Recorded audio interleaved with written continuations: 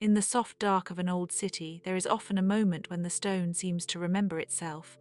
A column catches a little moonlight, a courtyard goes still.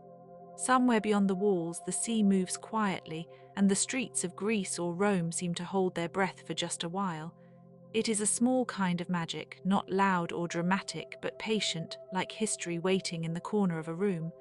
Tonight, there is no need to hurry through it. We can walk slowly past marble and clay, past worn thresholds and shadowed doorways, and notice the things people once touched every day. A bowl, a lamp, a carved lintel above a door, the kind of details that do not shout but stay. These are the small remains of ancient lives, and they are often the most calming to think about because they were ordinary once, and ordinary things have a gentle way of feeling close. In ancient Greece, a home was not made only of walls, it was made of habits. Water brought from a fountain, bread broken in the morning, oil poured carefully into a lamp, a child asleep on a mat, a pot warming near the hearth. The houses we see in ruins now can seem silent, but they were full of little sounds, footsteps, bowls, voices, and the soft scrape of a chair being moved across a floor. Many of the rooms were small, practical, and arranged around daily needs. Light entered where it could, shade mattered, air mattered, privacy mattered too, though not always in the modern way. A Greek household might keep an altar near the hearth where a person could offer a quiet prayer before work began. Not every prayer was grand, many were simple: a wish for safe travel, a wish for a healthy child, a wish for a good season. Ancient people, like people now, lived with weather, uncertainty, and routine. They knew the comfort of repeating a small action each day: lighting a flame, pouring water, saying a name softly to a god or to a household spirit, or to no one at all, just to hear the shape of the thought. The Greeks loved to build with proportion, and yet they also lived among objects that were humble and necessary. A woven basket beside a doorway, a clay jug with a repaired crack, a sandal left by a bed, a little oil flask with a narrow neck. These things were not made to last forever, and still they have lasted, at least in fragments. Archaeology often gives us fragments: a handle, a painted rim, a chip of sculpture, one small part of a larger whole, and somehow with patience those small parts begin to suggest a full, breathing world. Rome too had this double quality: grandeur and ordinary life sitting side by side. A road might be engineered with great care, while just beyond it, a baker kneaded dough in the morning light.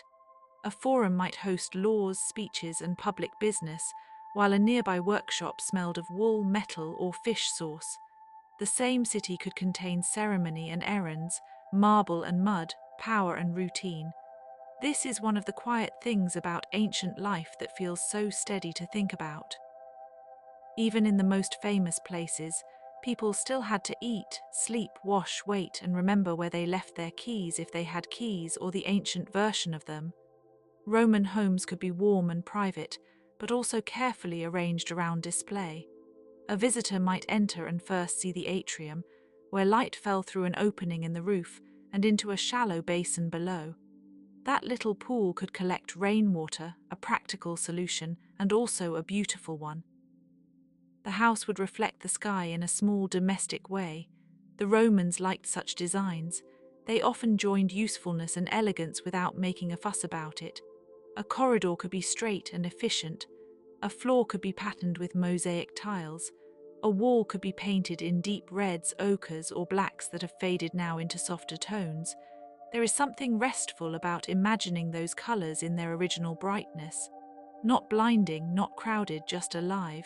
A room with a painted bird, a vine curling around a border, a mythological scene in a villa where a person sat in the afternoon heat and listened to insects outside. Wealthier Romans filled some homes with art, but the feeling of shelter remained the same. A threshold is a threshold, whether it belongs to a palace or a small apartment. The body understands that. A doorway tells the mind, here you may pause. Greek and Roman cities were full of thresholds. Temples had them, markets had them, baths had them. And even the most public spaces were made of habits repeated, so often they became almost invisible. In a marketplace, a buyer might compare olives by sight, or smell fresh bread, or hear the rustle of linen. Someone would argue gently over a price. Someone else would wait with a basket on one arm. The great events of history are often written in books, but daily life was written in these softer actions, in the way one person handed another a coin, or a fish wrapped in leaves, or a bundle of herbs tied with string. Baths in Rome are especially easy to imagine when trying to settle the mind. There is steam, stone benches, the sound of water moving into a basin, shoes left at the edge of a room, conversation kept low enough to drift. Public bathing was not only about washing. It was about routine, community, and time spent in rooms made for ease.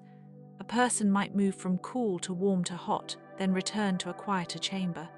The architecture itself guided the body slowly, almost like a lullaby made of stone and water.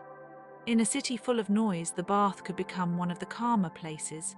The Greeks had their own gathering places too. The agora, the open square, could host trade, politics, strolling, gossip, and the simple pleasure of being among others. A space like that is not quiet in the modern sense, but history often becomes quiet when we think of it from far away. The voices soften, the edges blur. We are left with light on a stone pavement, with pigeons perhaps with a cloth awning moving slightly in the wind. We may never know the exact smell of a morning in Athens, but we can guess at dust, bread, olive oil, wool, and sea air. It is enough to form a gentle picture. The sea itself was a constant presence for both cultures. Greece is made of islands and coasts, and Rome, though land-centered at first, depended deeply on maritime routes. Sailors carried grain, pottery, wine, stone, metal, stories, and the practical habits of one place into another. Ancient trade was not just about goods. It was a slow sharing of methods, tastes, and ideas. A style of cup could travel. A type of coin could travel. A religious practice altered by time and distance could travel too. Human life has always been stitched together by movement, even when the pace seems almost still. And yet at night movement became smaller. Lamps were trimmed, doors were barred, household animals settled. In many homes, a last check of the flame might be made before sleep. The flicker of oil lamps created a kind of soft tunnel through the dark. It is easy to imagine the ancient night as dangerous, but it was also intimate. The same darkness that hid the road also made the house feel near and protective. A person might hear wind in the shutters, or a distant bark, or the creak of wood cooling after a hot day. These are sounds that do not demand attention. They invite rest. There were also stories, of course, many of them. The Greeks and Romans both lived among myths that gave shape to the world. A fountain might be linked to a god. A grove might be set apart for a nymph or a local spirit.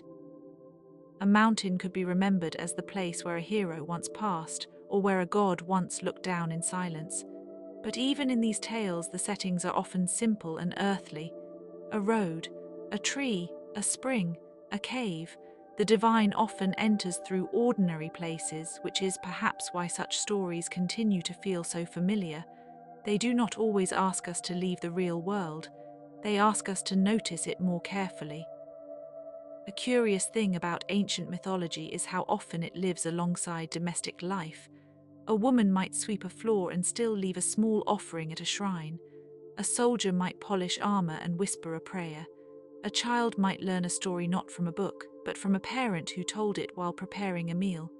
In Rome, the lares and penates, the household spirits, were not abstract ideas in daily practice. They belonged to the home's rhythm. In Greece, household gods and ancestral customs were just as woven into the day. This made religion less like a separate realm and more like a familiar corner of living. The city of Athens itself, though so famous now, was once simply a place of errands and hopes. People climbed paths that were not always easy and looked up at the Acropolis from streets that were crowded, narrow, and dusty. The Parthenon, now so still, once rose over a city of noise, ceremony, and ordinary labor. Imagine the contrast. A monumental temple above, and below it, a life of carrying, bargaining, building, and waiting. Ancient cities often held this contrast. Their famous stones are only the tallest part of a much larger human scene. Rome, expanding over time, absorbed many customs without fully erasing them. That is one of the more peaceful things to remember about empires when they are viewed from a great distance in the evening. They were not only built from conquest, they were also built from administration, adaptation, compromise, and repetition. Roads had to be kept, aqueducts had to carry water steadily, grain had to arrive, taxes had to be counted, legal matters had to be recorded, children still needed instruction, elders still needed care. The scale of the city could be vast, but the rhythm of life remained surprisingly small. Roman roads are often celebrated for their engineering, and rightly so. But the daily experience of them may have been more practical than poetic. A traveller walked in dust, a cart rolled by, a milestone stood at the side, boots wore grooves into the stones in some places. At rest stops, people would drink, trade news, or share food. Even movement had its pauses, and between those pauses there was the horizon, calm and broad, with cypress trees or fields or low walls passing slowly by. A road is a promise that you may continue, but it is also a reminder that you can stop. The same may be said of time itself in a way. We continue and we stop, and the past waits quietly in what remains.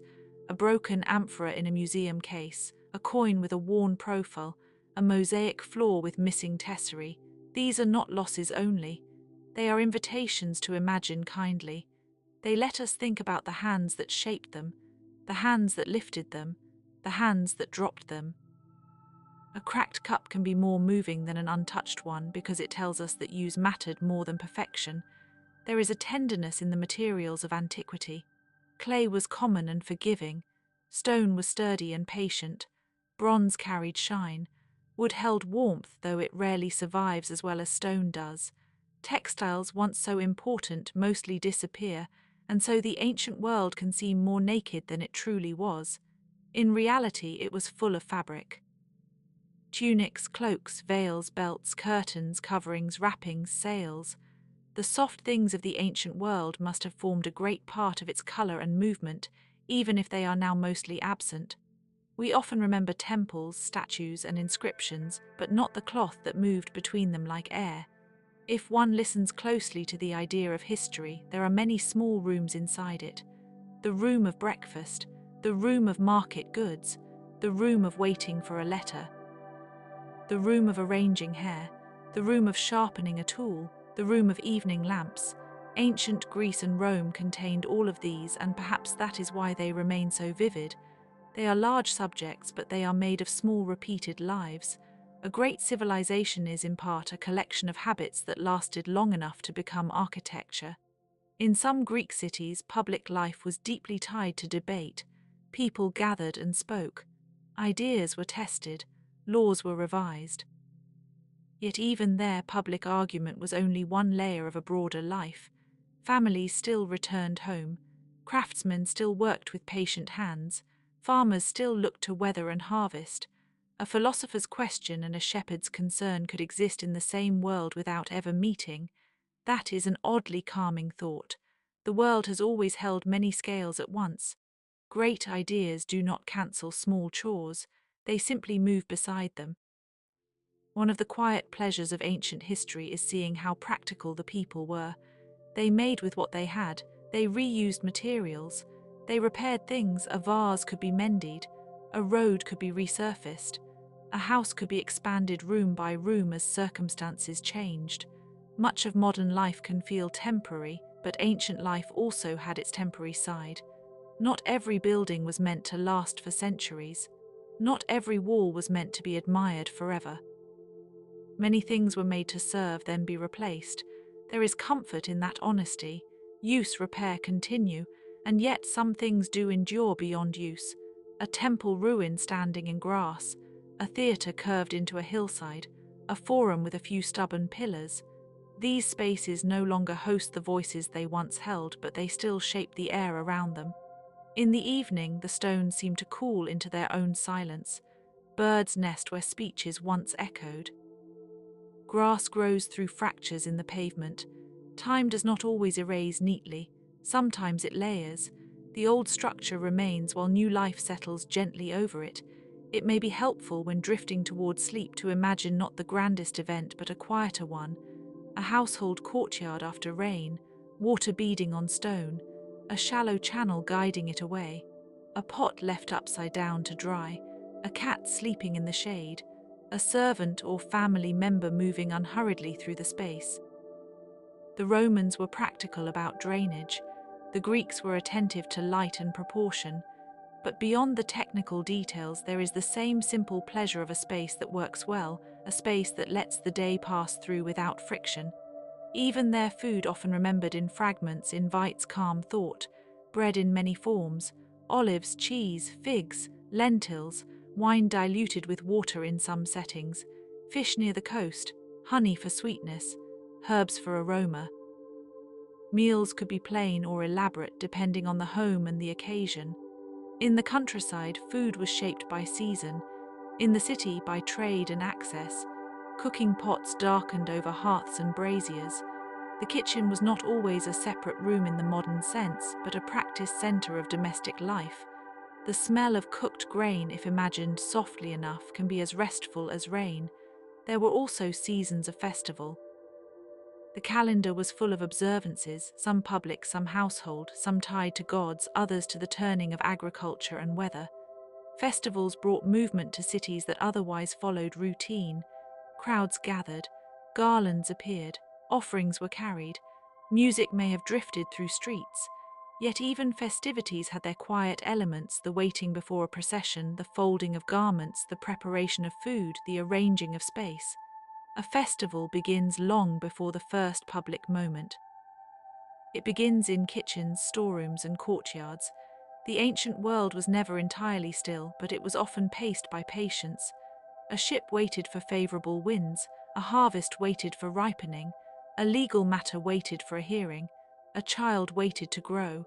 People were accustomed to delay, and perhaps that made them better companions for the long hours of life. We live now with faster systems, yet the body still understands slow things best. A warm room, a low light, a repeated story. The memory of a place we have not visited but can almost see. If we look toward Roman literature for a moment, we find not only public grandeur, but also private reflection. Letters, poems, speeches, and histories all hint at inner lives that were as varied as ours. People worried about reputation, family, health, money, and the passing of years. They admired beauty. They feared loss. They were soothed by gardens, conversation, and the predictability of custom.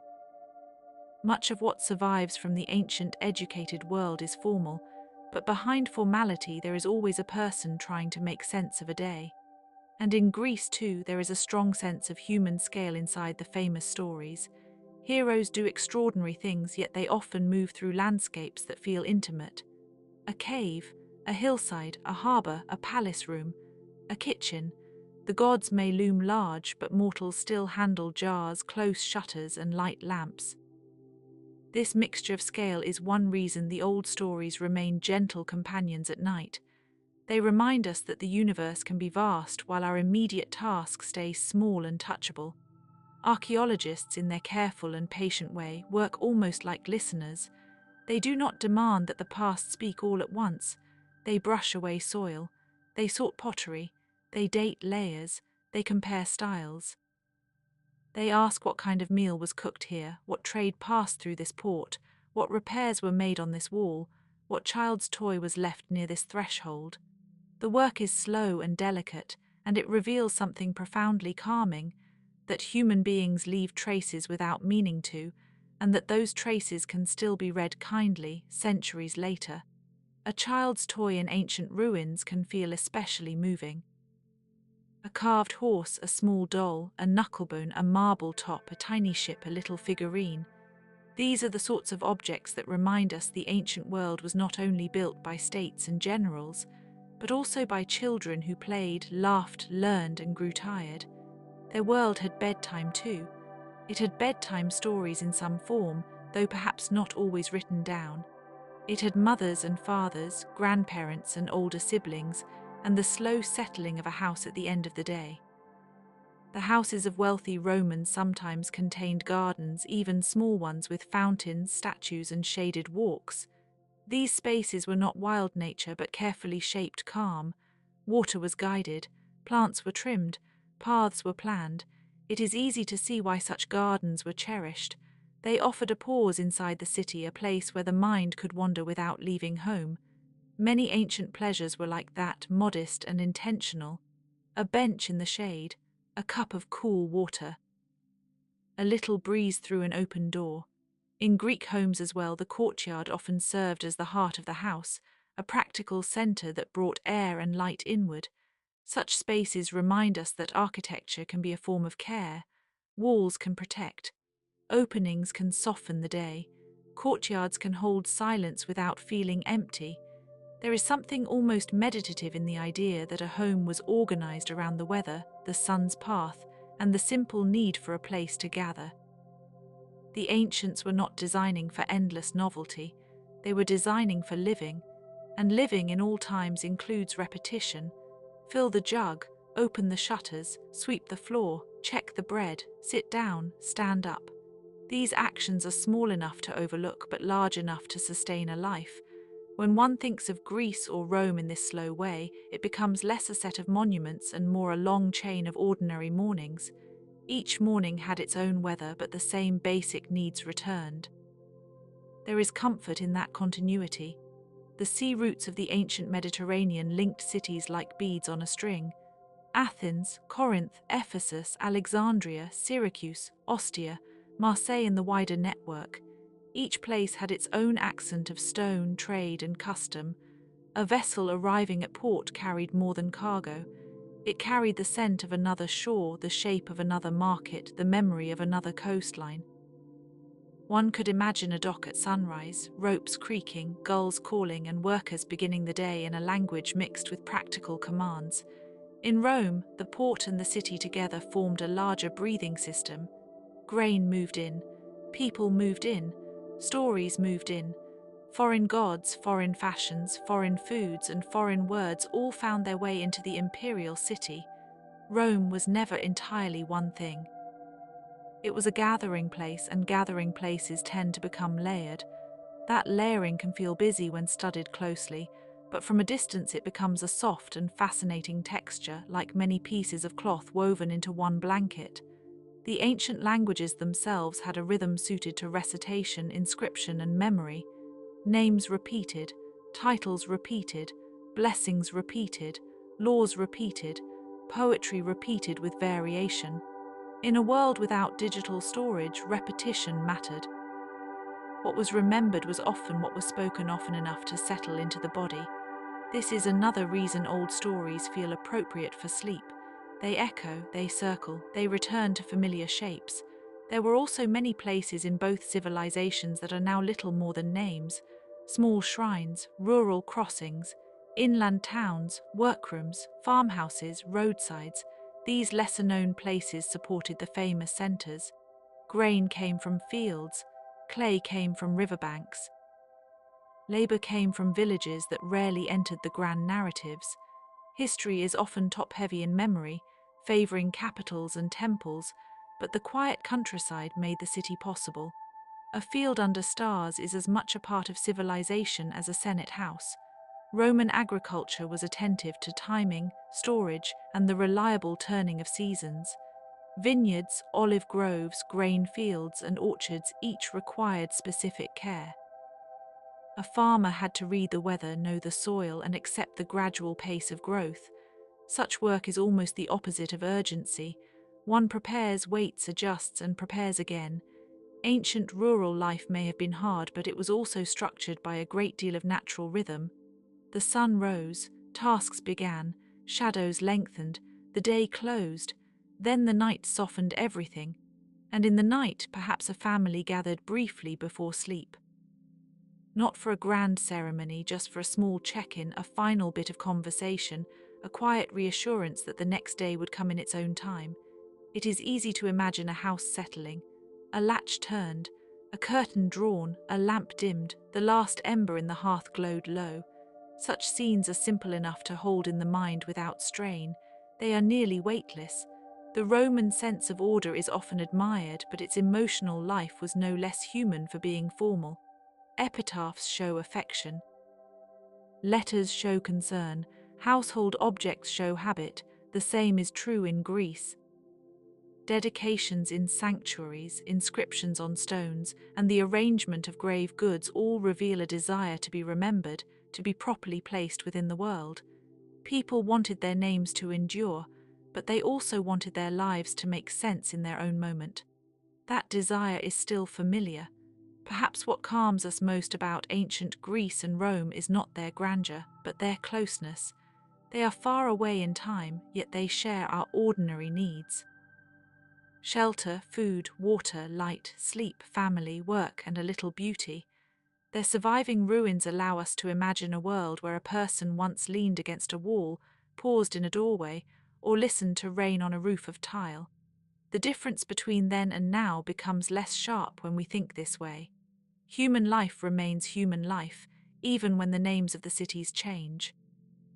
A final pleasant image might be of an ancient evening along the edge of a forum or an agora, when merchants have gone, speeches have ended, and only a few figures remain. The light is low. Stone holds the day's warmth. A distant fountain sounds faintly. Someone carries home a basket. Someone else turns into a side street. The city, so lively by day, becomes thoughtful at dusk. This thoughtful city can accompany us gently towards sleep, not by explaining everything, but by allowing enough of the past to remain softly unfinished. And so we let it remain, a bust in the dark, a column with a little moonlight on its edge, a courtyard, a lamp, a bowl, a road, a harbour, a garden, a wall. Greece and Rome, not as arguments or lessons, but as lived places where people made breakfast, mended cloth, prayed quietly, and went to rest when the day was done. The details are small, and that is part of their comfort. They do not need to be grand in order to stay with us. There are more little things still: the weight of a bronze ring, the scent of incense on stone, the scratch of stylus on wax, the rhythm of a footstep over mosaic, the fold of a cloak over the shoulder, the coolness of a jar pulled from shade, the soft clicking of beads or counters used in a game, the faint murmur of a household that is nearly asleep. These are the kinds of details that do not ask for attention all at once. They simply wait, and if we let them, they gather into a calm and steady atmosphere. It is easy to forget how much of the ancient world was made of waiting. Waiting for dawn, waiting for rain, waiting for news, waiting for ships, waiting for the harvest, waiting for festivals, waiting for the return of loved ones.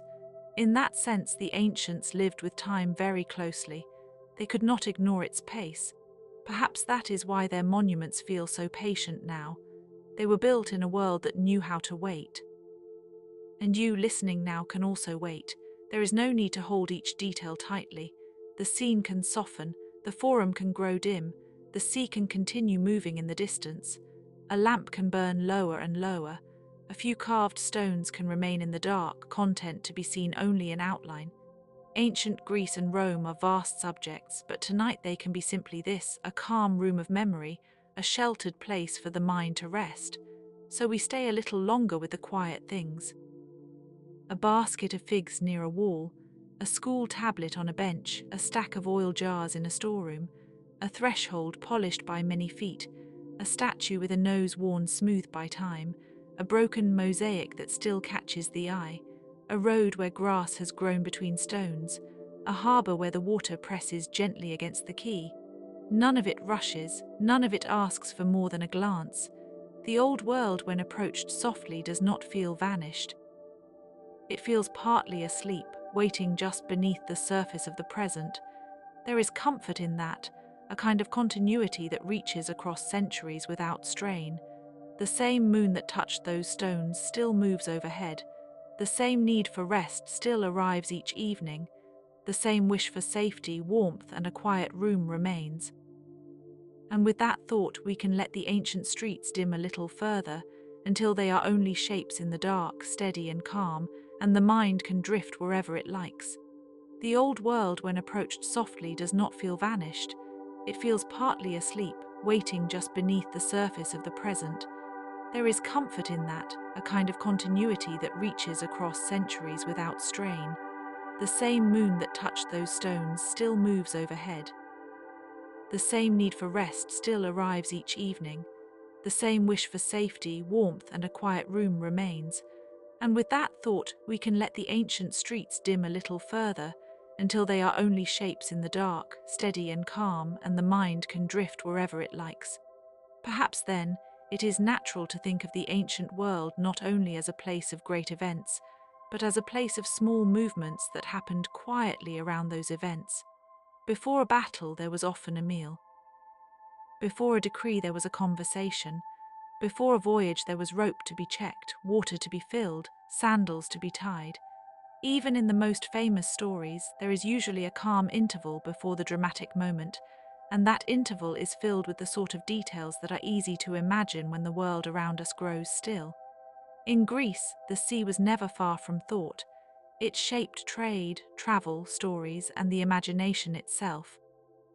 People crossed it in ships that seemed fragile by modern standards, with sails that depended on weather and a skillful reading of wind and water.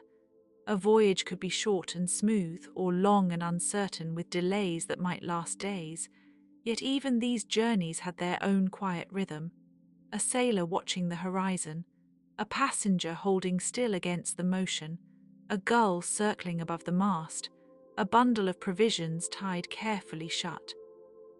The sea, which appears so open, can also feel intimate at close range, because it asks for attention and patience. Many forgotten quests of ancient Greece began with such patient waiting, at a shoreline where foam touched the stones and the future seemed to lie beyond the visible curve of the water. Some quests were literal, and some were symbolic. There were journeys to consult oracles, to found colonies, to honor gods with offerings, to search for healing, or to recover lost family lines after exile and war. The stories that survive often become grand in retelling, but the human feeling inside them is gentle and familiar. A person leaves home hoping for guidance. A city sends envoys hoping for peace. A family seeks a sign. A traveler carries a question into a landscape of hills, shrines, and rough paths. There is something very restful about this kind of ancient uncertainty, because it reminds us that not every journey was about conquest or triumph. Some were about listening. At Delphi, for example, the famous sanctuary of Apollo sat on the slopes of Mount Parnassus, where the air was cooler and the ground steep. Pilgrims came from many places, bringing gifts, requests, and hopes. They arrived in the presence of treasuries, altars, statues, and inscriptions that recorded fragments of their world. The oracle's answers were often cryptic, and later generations have spent centuries trying to understand them. That uncertainty has not worn away the charm of the place. In fact, it may deepen it. A half-heard answer can stay in the mind for a long time, turning quietly as a stone turns in the hand. When evening falls in the imagination, Delphi becomes a place of soft echoes. The steps on the sacred road, the whisper of pines, the thin brightness of high air, the murmur of visitors who came with serious concerns and left with riddles that needed time. It is pleasant to think that many ancient quests began with a riddle rather than a command. The Greeks loved questions that could not be solved too quickly. Myths themselves often move this way. A hero hears of a missing object, a hidden truth, or a dangerous route. The task is not only to arrive, but to understand. Even the famous labors of Heracles, though full of difficulty and strength, carry a curious stillness inside them. They are stories of labor, yes, but also of landscapes. A lion's cave, a distant marsh, a guarded orchard, a dark underworld path. Each setting has its own mood, each task has its own silence, and under the heroic surface there is the quieter sensation of someone continuing, step by step, because the path has been given and must now be followed. In the same gentle way, the quest of Odysseus can be felt not only as an epic of adventure, but as an extended meditation on home. Home is one of the oldest mysteries. It is not always a place one can reach directly. It may be protected by gods, delayed by storms, obscured by longing, or altered by time. Odysseus moves through islands, courts, caves, and foreign houses, and each stop has its own atmosphere. Some places are bright and tempting, some are lonely, some are full of singing, some are full of danger hidden beneath hospitality. Yet the real weight of the story lies in return, in recognition, in the quiet details that prove identity. A scar, a bed, a weaving, a familiar dog. These small things are more restful than any grand speech because they belong to the domestic world that anchors the imagination. When a story returns to such details, it slows down, and we can almost rest inside it. Rome, too, had its quests, though often they took the form of duty, law, expansion, and civic ambition. The Roman world liked roads, order, names, records, and boundaries. Yet beneath its administrative energy there were still places of mystery. There were founding legends about twins, wolves, and hills. There were stories of signs in the sky and augurs reading the behavior of birds. There were sacred groves that were not to be entered casually, household gods kept near the hearth, and funeral customs that reminded everyone of the long continuity between the living and the dead. Even the Roman appetite for empire had to pass through rituals, omens, and the language of destiny. This gives Roman history a curious softness at the edges. It was not only a machine of power, it was also a world of gestures, prayers, and domestic habits repeated from one generation to the next. One might think of the early Romans as people living with a constant awareness of thresholds. There was the threshold of the house, the threshold of the city, the threshold of adulthood, the threshold of military service, the threshold of mourning. Thresholds are quiet places. They are not the room itself, and not yet the next room, but a narrow space where one pauses. The ancient world was full of such pauses. A Roman child might pass from one stage of life to another with a ceremony that marked the change. A Greek bride crossed into a new household under lamplight and song. A family placed offerings where the dead could be remembered without being disturbed. These are not the loud moments of history books, but they are the moments that made life feel continuous. And continuity, perhaps, is one of the most soothing ideas in all of ancient history. A city changes, but a road remains. A temple falls into ruin, but its foundation stays. A custom fades, but a word survives in another language. An old story becomes a new one in another century. This long, quiet persistence is especially visible when we look at the remains of Greece and Rome today. A broken column stands beside a modern street. A theatre open to the sky still holds the shape of voices once spoken there. A mosaic floor after centuries beneath earth reappears with its colours dulled but legible. Time does not always erase. Sometimes it folds things gently away, preserving them in fragments. The fragment itself then becomes enough. There is a certain calm in the fragment. It asks less of us than a complete narrative would. A shard of pottery may be enough to suggest the curve of a hand. A line of inscription may hint at a lost name. A coin found in a field may tell us something about trade, authority, or ordinary circulation. These objects are not dramatic in themselves. They are quiet witnesses. In the stillness of the bedtime mind, they become almost like pebbles arranged on a windowsill. Each one small, each one distinct, each one holding a trace of a larger world. Some of the most intriguing forgotten quests of ancient Greece and Rome lie not in famous myths, but in half-remembered historical episodes. A delegation sent to seek an alliance, a Roman general searching for legitimacy, a Greek colony founded after an oracle's instruction, a sacred embassy traveling to a festival in another city, a philosopher journeying in search of teachers. The surviving records often tell us just enough to know that something important happened, but not enough to see every detail. This is strangely comforting. The mind can wander among the missing pieces without pressure. It can imagine the road, the weather, the pauses for water, the way a traveller's cloak might have smelled after a long day. There is also the story of the ancient scholar or antiquarian who sought old inscriptions, local myths, and forgotten traditions in order to preserve them. Long before modern archaeology, there were people who noticed that a place had a memory. They asked older residents what had once stood there. They copied poems, they recorded genealogies, they compared versions of legends. In this respect, they were themselves on a kind of quest, though a quiet one.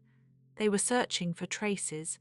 The search for traces is one of the gentlest human impulses. It values what remains even when the whole has gone. It leans toward listening rather than possession. In the Greek world, local cults often preserved stories that never became universally famous. A spring might have been sacred to a nymph, a grove might have been linked to a local hero, a hill could be tied to a small miracle or a village memory. These local sanctuaries were not always grand, but they made the landscape meaningful. To walk through such places was to walk through layers of story. The wind in the trees might seem ordinary, yet a nearby marker could say that a god once paused there, or that a shepherd saw something unusual, or that a city once met for annual rites in the clearing. Ancient religion was often embedded in place in this way, quietly and intimately. It did not always separate the sacred from the everyday. Instead, it placed them in proximity, which can make a landscape feel both familiar and slightly luminous. Rome inherited and adapted many of these habits of sacred place. A spring, a grove, a boundary stone, a crossroads shrine, a household altar, a public temple on a hill. The Roman religious world could be formal and precise, but it was also practical and repetitive. Offerings were made, vows were spoken, calendars were observed. There is a peacefulness in ritual repetition when it is imagined without haste. The same gesture at the same season, the same prayer at the same threshold, the same small flame in the same bowl. Human beings often find calm in patterns they can rely on. The ancients knew this well. Their calendars were not only administrative, they were devotional maps guiding people through the year with reminders of festivals, fasts, and sacred observances. The year itself became a kind of house with many rooms. Some ancient quests were quests for healing. At sanctuaries like Epidaurus, people came to seek relief from illness. They slept within sacred precincts, hoping for dreams that might offer cures or instructions. The idea is very gentle, really, almost like a bedtime story inside history itself. A suffering person rests in a holy place, and the night is expected to bring some answer. The answer may arrive as a vision, a symbol, or a simple suggestion. The sanctuary becomes a space where sleep and medicine meet, where mystery and care touch one another. Ancient healing was often like this, practical, ritualized, and aware that the body and the divine could not be entirely separated. Even without understanding all their methods, we can recognize the tenderness behind the attempt. The dream, in fact, is one of the most ancient quests of all. Dreams carried messages, warnings, memories, and desires. In both Greek and Roman stories, they could be meaningful in ways that are difficult to pin down. A dream might reveal a buried murder, predict a voyage, or simply echo a worry already present in the waking mind. People recorded dreams because they took them seriously, and because the night has always seemed to open a door between what is known and what is not. Perhaps that is why ancient stories often place important revelations in the dark. It is not only dramatic, it is human. The mind, when quiet, begins to sift its own materials. The ancients noticed this, and so they built whole traditions around it.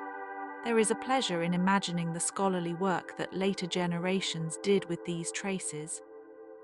Manuscripts copied in lamplight, commentaries comparing lines of poetry, lists of kings, judges, priests, magistrates, and festivals, maps drawn from incomplete reports, travelers describing temples that had already changed by the time the ink dried. History in this sense is a long chain of careful attention. One person notices a fragment, another preserves it, another interprets it, another doubts it, another returns to it centuries later. The chain is not always straight, but it is continuous. It is one of the quiet achievements of civilization that memory can travel this way, precariously but persistently. And yet so much remains unknown. That is part of the beauty. We do not know every detail of how the Eleusinian mysteries were experienced, only that they were profound to those initiated. We do not know the full shape of certain lost epics. We do not know every local tale attached to a rock, a spring, or a shrine. We do not know all the names that were spoken in houses long gone. The gaps are not failures. They are part of the atmosphere. They allow the imagination to move slowly without demanding closure. In a bedtime frame of mind, that openness can be soothing. It lets the mind drift among questions that do not need immediate answers. One can imagine, for instance, a young person in an ancient city being told about a distant sanctuary or a legendary founder and deciding to see it with their own eyes. The journey would not necessarily be dramatic. It might be a modest walk along a dusty road, a ride in a cart, a crossing by ferry, a pause at an inn or under a shaded portico. Yet the very act of going to see a place described in story transforms it. The known and the unknown meet.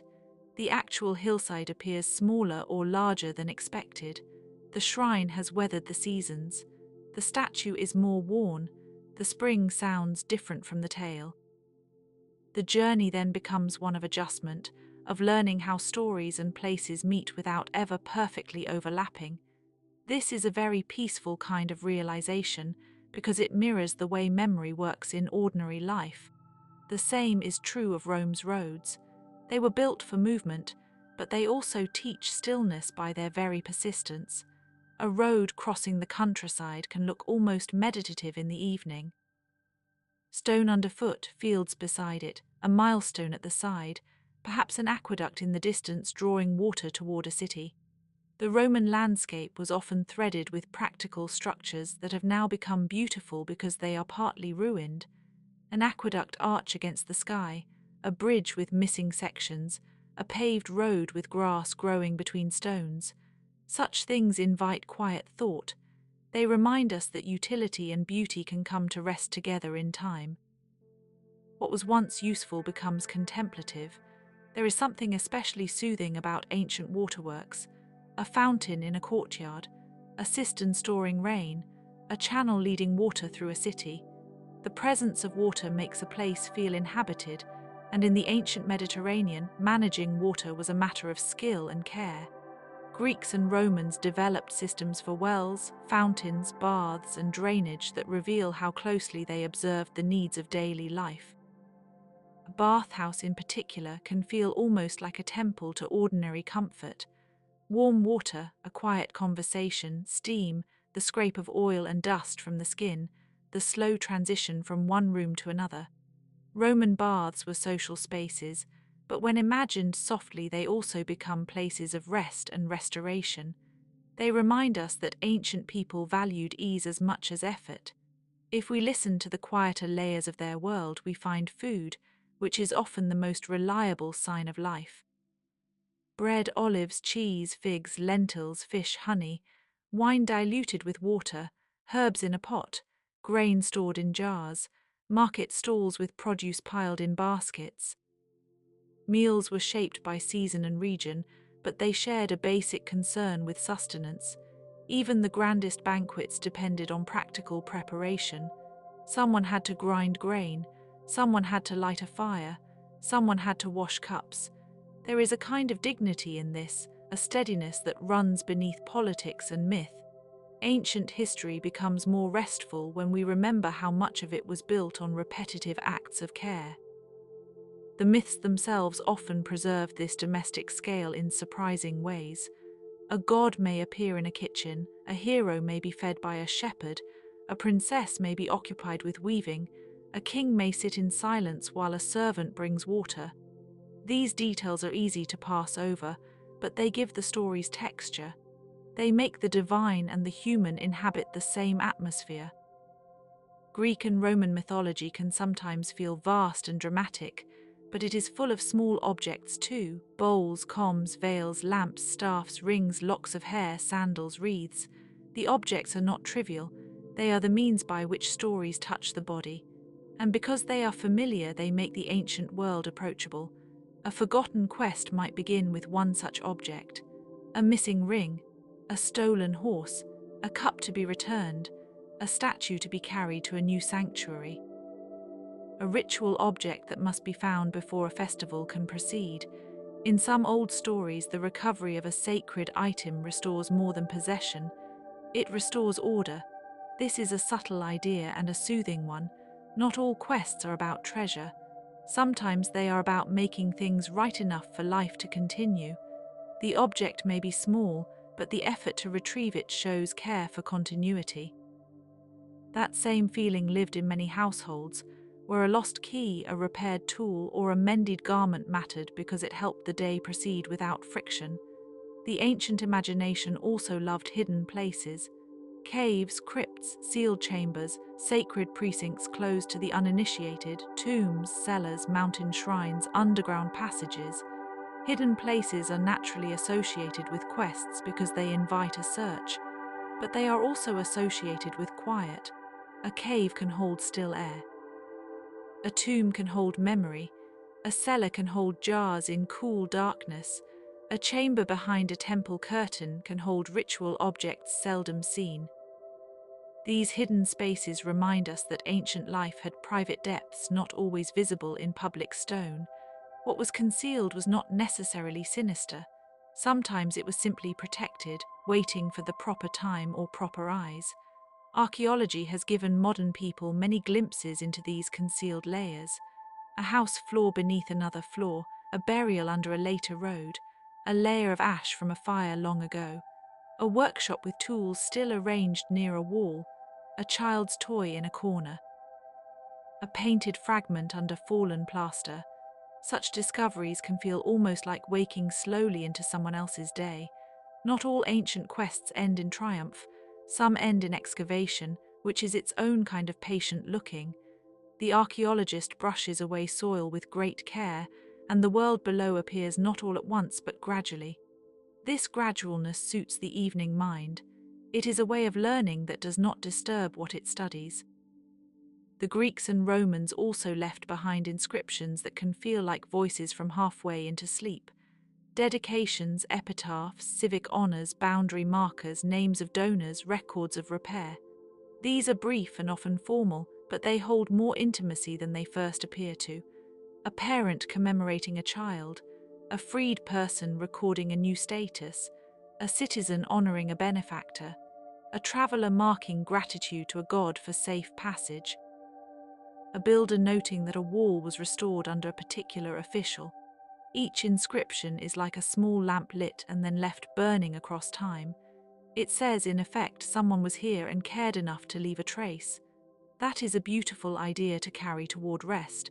If we turn again to the mythology of quests, we find a recurring pattern: departure, uncertainty, assistance, trial, recognition, return. This pattern appears not only in heroic tales but in ordinary life. A person leaves a hometown, struggles in a foreign place, receives help from a stranger, learns something difficult, and eventually comes back changed. The ancients understood this pattern deeply. Their stories gave it shape because life itself kept producing it. The pattern is timeless, but in Greece and Rome it often wore a particular expression of fate, honor, duty, and divine favor. That expression can still feel near to us because the emotional sequence is so familiar. We know what it is to leave, to hope, to hesitate, to arrive late, to recognize something at last. Among the most quietly moving ancient quests are the ones that concern burial and remembrance.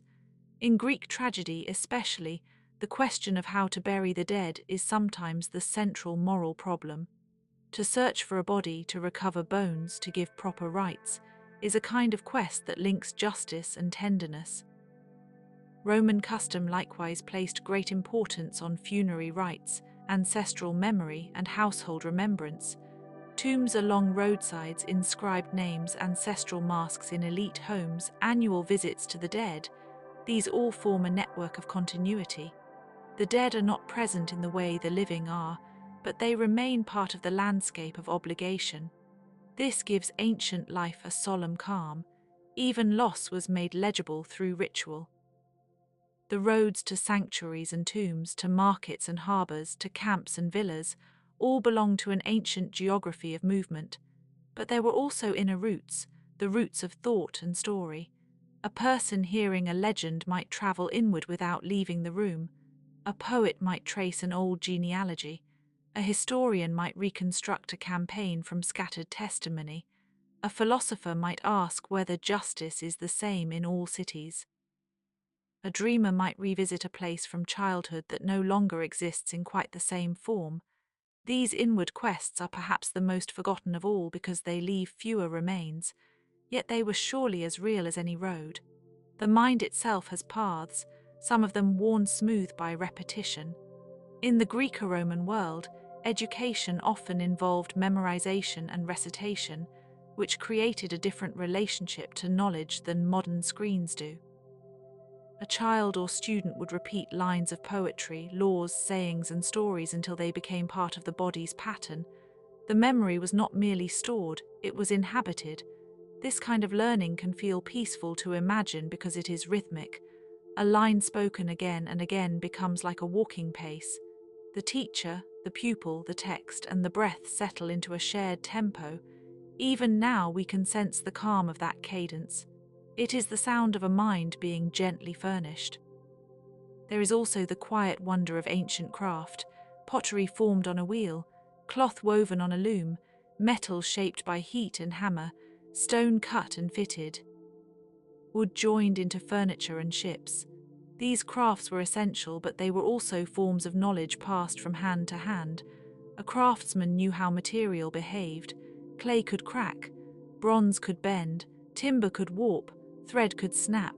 Every material had its own temper. That attentiveness is deeply calming to consider. The ancient world was not abstract. It was negotiated constantly through touch, judgment, and care. A vessel or tool that survives to our time carries with it this tactile intelligence. The same is true of ancient art, which often appears grand only after long survival. In its own day, it was part of daily surroundings: a painted cup in use, a relief on a tomb, a statue in a courtyard, a fresco in a house, a mosaic in a bath.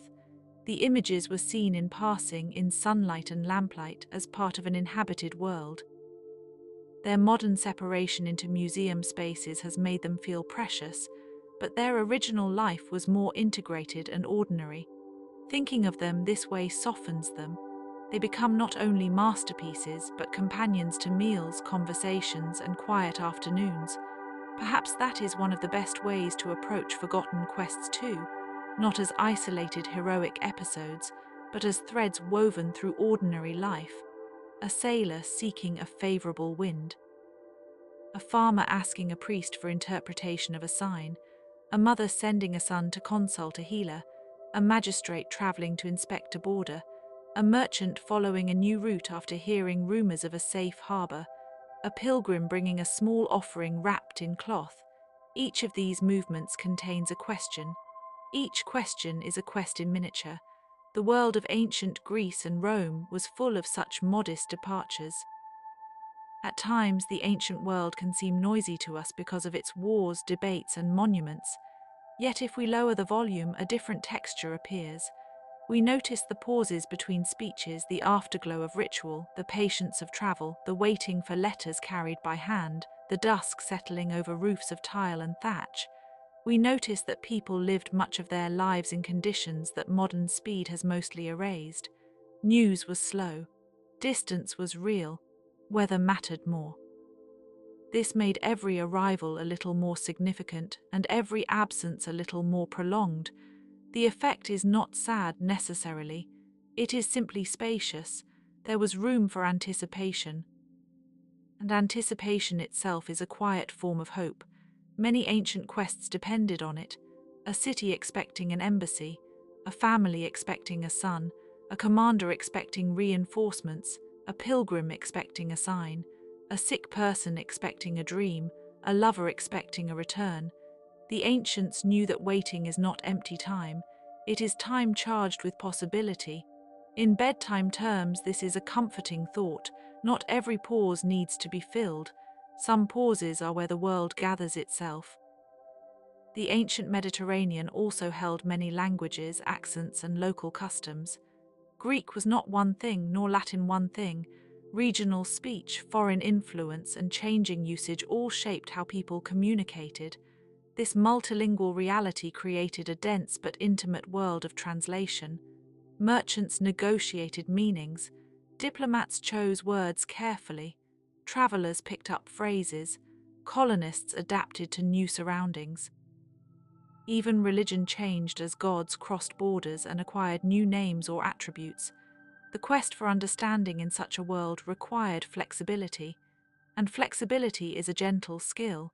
It does not force a conclusion. It listens, adjusts, and continues. There is a lovely kind of mystery in the way myths and history overlap. A city may claim a god as founder, while archaeology shows human settlement in layers beneath the legend. A shrine may preserve a story that cannot be verified, yet the story itself shaped communal memory for centuries. A monument may commemorate a battle that scholars still debate in detail. A poem may preserve older beliefs in a transformed form. The ancient world was never only what happened, it was also what people believed had happened. That belief then became part of the environment, like a tree planted in a courtyard long ago. Whether the story is literal or symbolic, it leaves shade. Some of the forgotten quests of ancient Greece and Rome were simply quests for meaning in the face of change. A city after conquest, a family after exile, a temple after fire, a republic after civil war, a kingdom after succession, a person after grief. The ancient world was not immune to uncertainty, and perhaps that is why its literature is so rich with attempts to make sense of instability. Philosophy emerged in part from this need. It asked how a person should live when fortune is unreliable. The answer was not always a solution, but a practice: moderation, attention, courage, humility, discipline. These virtues themselves are quiet. They do not clang, they settle. Imagine then a room in the late evening of antiquity. A small lamp burns with a steady flame. Shadows move softly on plaster walls. A bench stands by the door. A folded cloth lies over a chest. Someone has placed a cup upside down after washing. Beyond the house, a street is nearly empty. In another quarter of the city, perhaps a festival is ending, or a ship is departing, or a healer is still awake near the sanctuary gates. But here in this room, all is narrow and calm. The person within it may be thinking of tomorrow's task, or of a journey already completed, or of a name remembered from childhood. Ancient life was made of such rooms, many of them unseen. We can also think of the countless anonymous people whose lives made those civilizations possible. Not kings and generals alone, but builders, scribes, potters, herders, cooks, laundresses, porters, sailors, gardeners, nurses, children, elders. Their quests were not recorded because they were too ordinary, and yet they sustained the extraordinary. The city existed because someone drew water. The army moved because someone repaired a cartwheel. The temple functioned because someone kept the lamps supplied.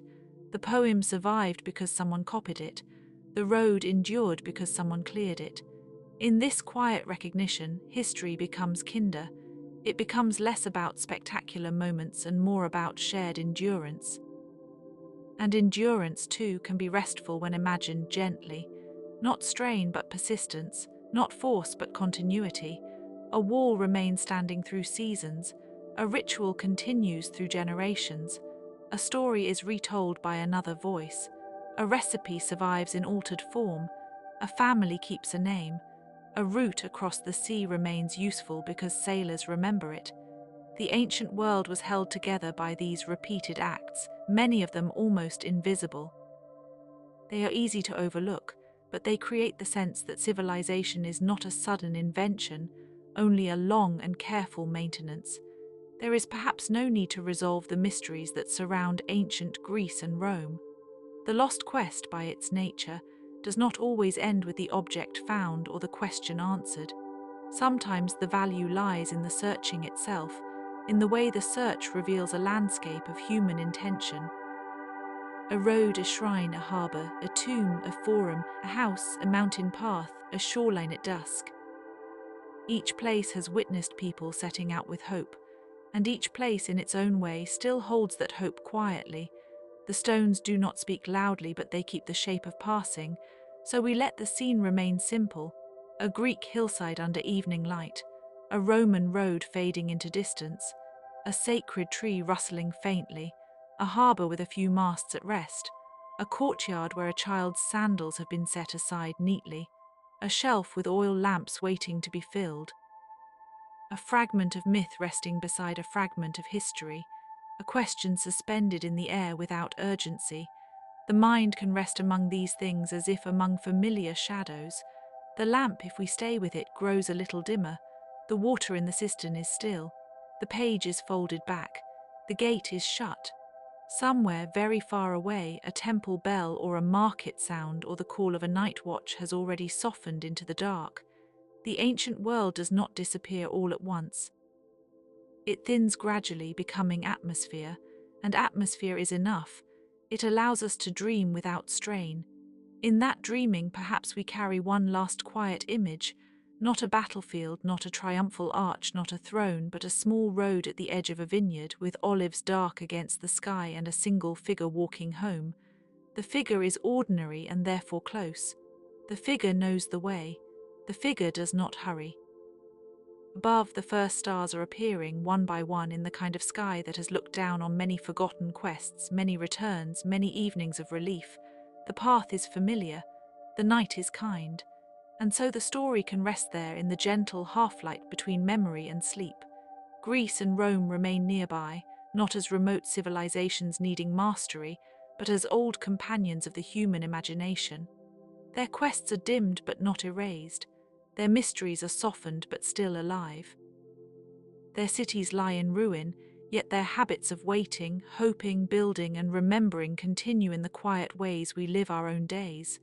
Let the thoughts settle now like dust in a sunbeam, like oars at the end of a voyage, like footsteps fading down a corridor. Let the ancient roads be still. Let the sea be calm. Let the shrine stand in its mountain silence.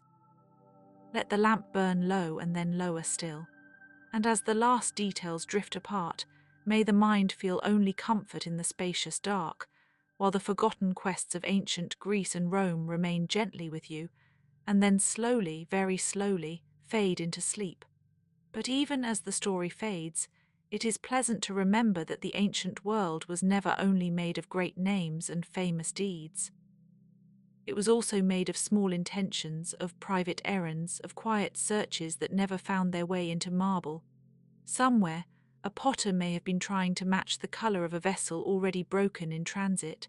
Somewhere, a sailor may have been looking for a harbour marker that storms had shifted.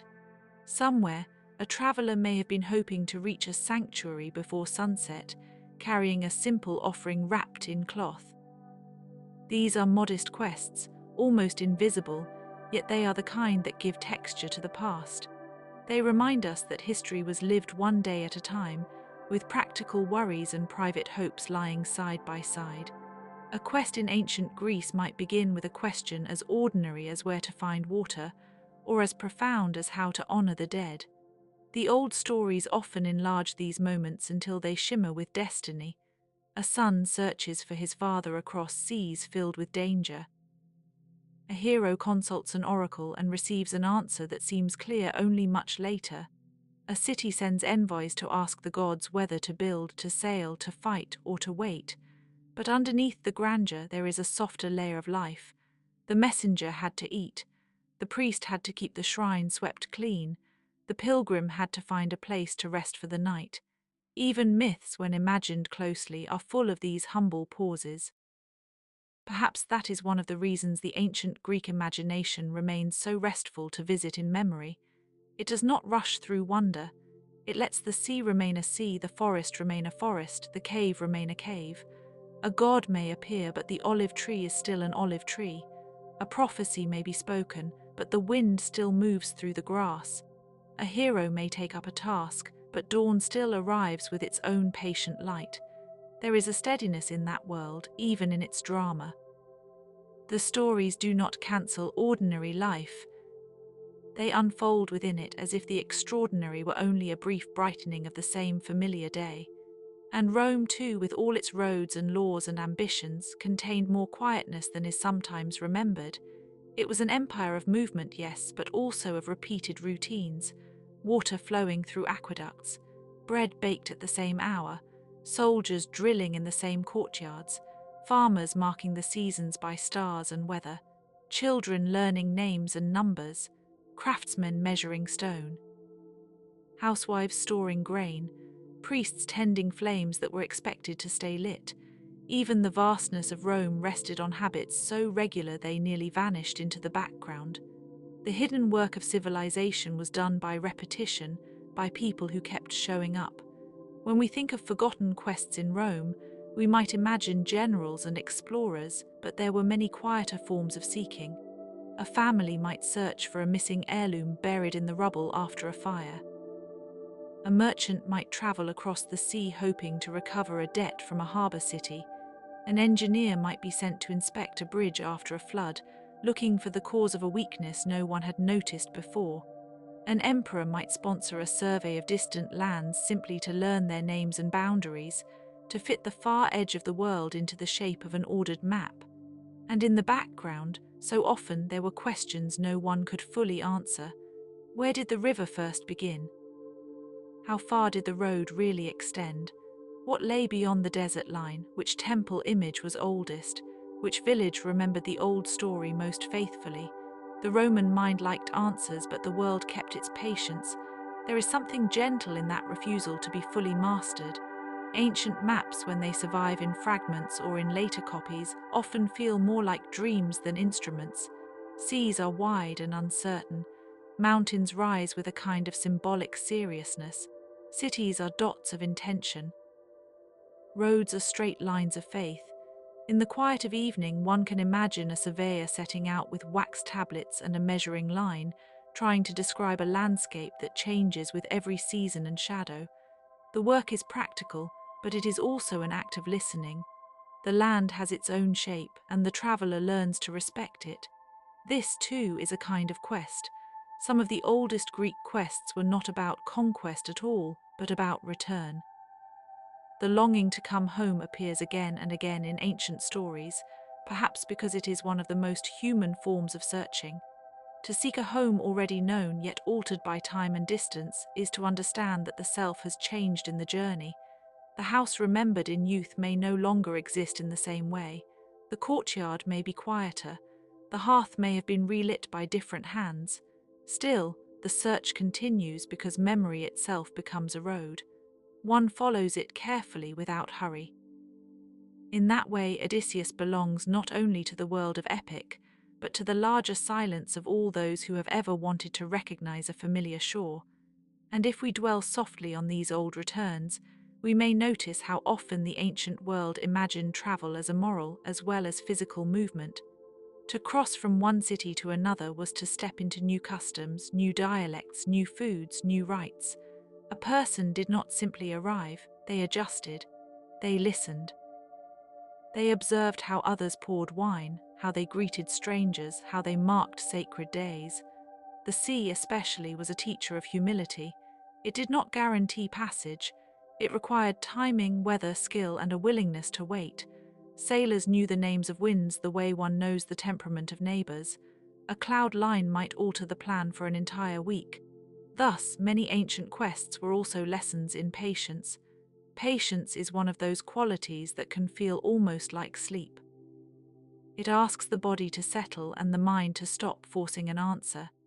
In the ancient Greek landscape, patience was built into the rhythms of olive harvests, grape crushing, and planting by the rise of stars. In Rome, patience appeared in the patient laying of roads, stone upon stone, and in the slow administration of provinces so distant they could only be governed through layers of correspondence. Even the gods in the old imagination were often approached with patience. One waited for omens, waited for dreams, waited for an oracle to be interpreted. Answers came indirectly, and often late enough to require faith. The unsolved mysteries of antiquity may be more comforting than frustrating when considered this way. A mystery allows for contemplation. It leaves room for the mind to wander gently without needing to arrive. We do not know everything about the sanctuary at Dodona, where the rustling of oak leaves was once listened to as divine speech. We do not know every detail of the Eleusinian rites, which drew initiates into sacred secrecy and made silence part of the experience. We do not know all the routes that merchants took through the Aegean in different seasons, or which small island harbours served as shelters during storms. We do not know every name carved on weathered stone. These gaps are not failures. They are spaces through which imagination can enter quietly, like moonlight through a half-open door. And perhaps because so much is uncertain, the surviving details feel especially tender. A cup with a painted ship, a coin worn smooth in the palm of many hands, a broken amphora whose neck was repaired and used again, a wall inscription half erased by time, a child's toy found in a tomb, a tiny lead tablet folded carefully over a prayer. These things do not shout, they whisper. They tell us that ancient people handled objects that mattered to them, objects that passed from hand to hand, objects that carried hope into daily use. A quest may have been as simple as searching for a lost ring, a missing key, a favorite comb, a family seal. Such things can seem small until they vanish. Then they become entire stories. In Greece, the idea of the quest was often braided with honor, fate, and the gods' unpredictable attention, but the everyday world remained close. A shepherd near a mountain shrine might have been more concerned with weather than with prophecy. A fisherman on a quiet shore might have watched the birds and guessed at the tides. A woman spinning wool indoors might have heard news of travel only after the fact, through the voices of relatives or the footsteps of strangers. The world was large, but it entered the home in fragments, and those fragments, pieced together by conversation and memory, created the sense of a wider order beyond the walls. This is true of Rome as well, where the empire's scale can make it seem distant and stern, yet its daily life was intimate in countless ways. Inscriptions preserve dedications made by siblings, spouses, freedmen, guilds, neighbors, and soldiers far from home. They show a world of small loyalties.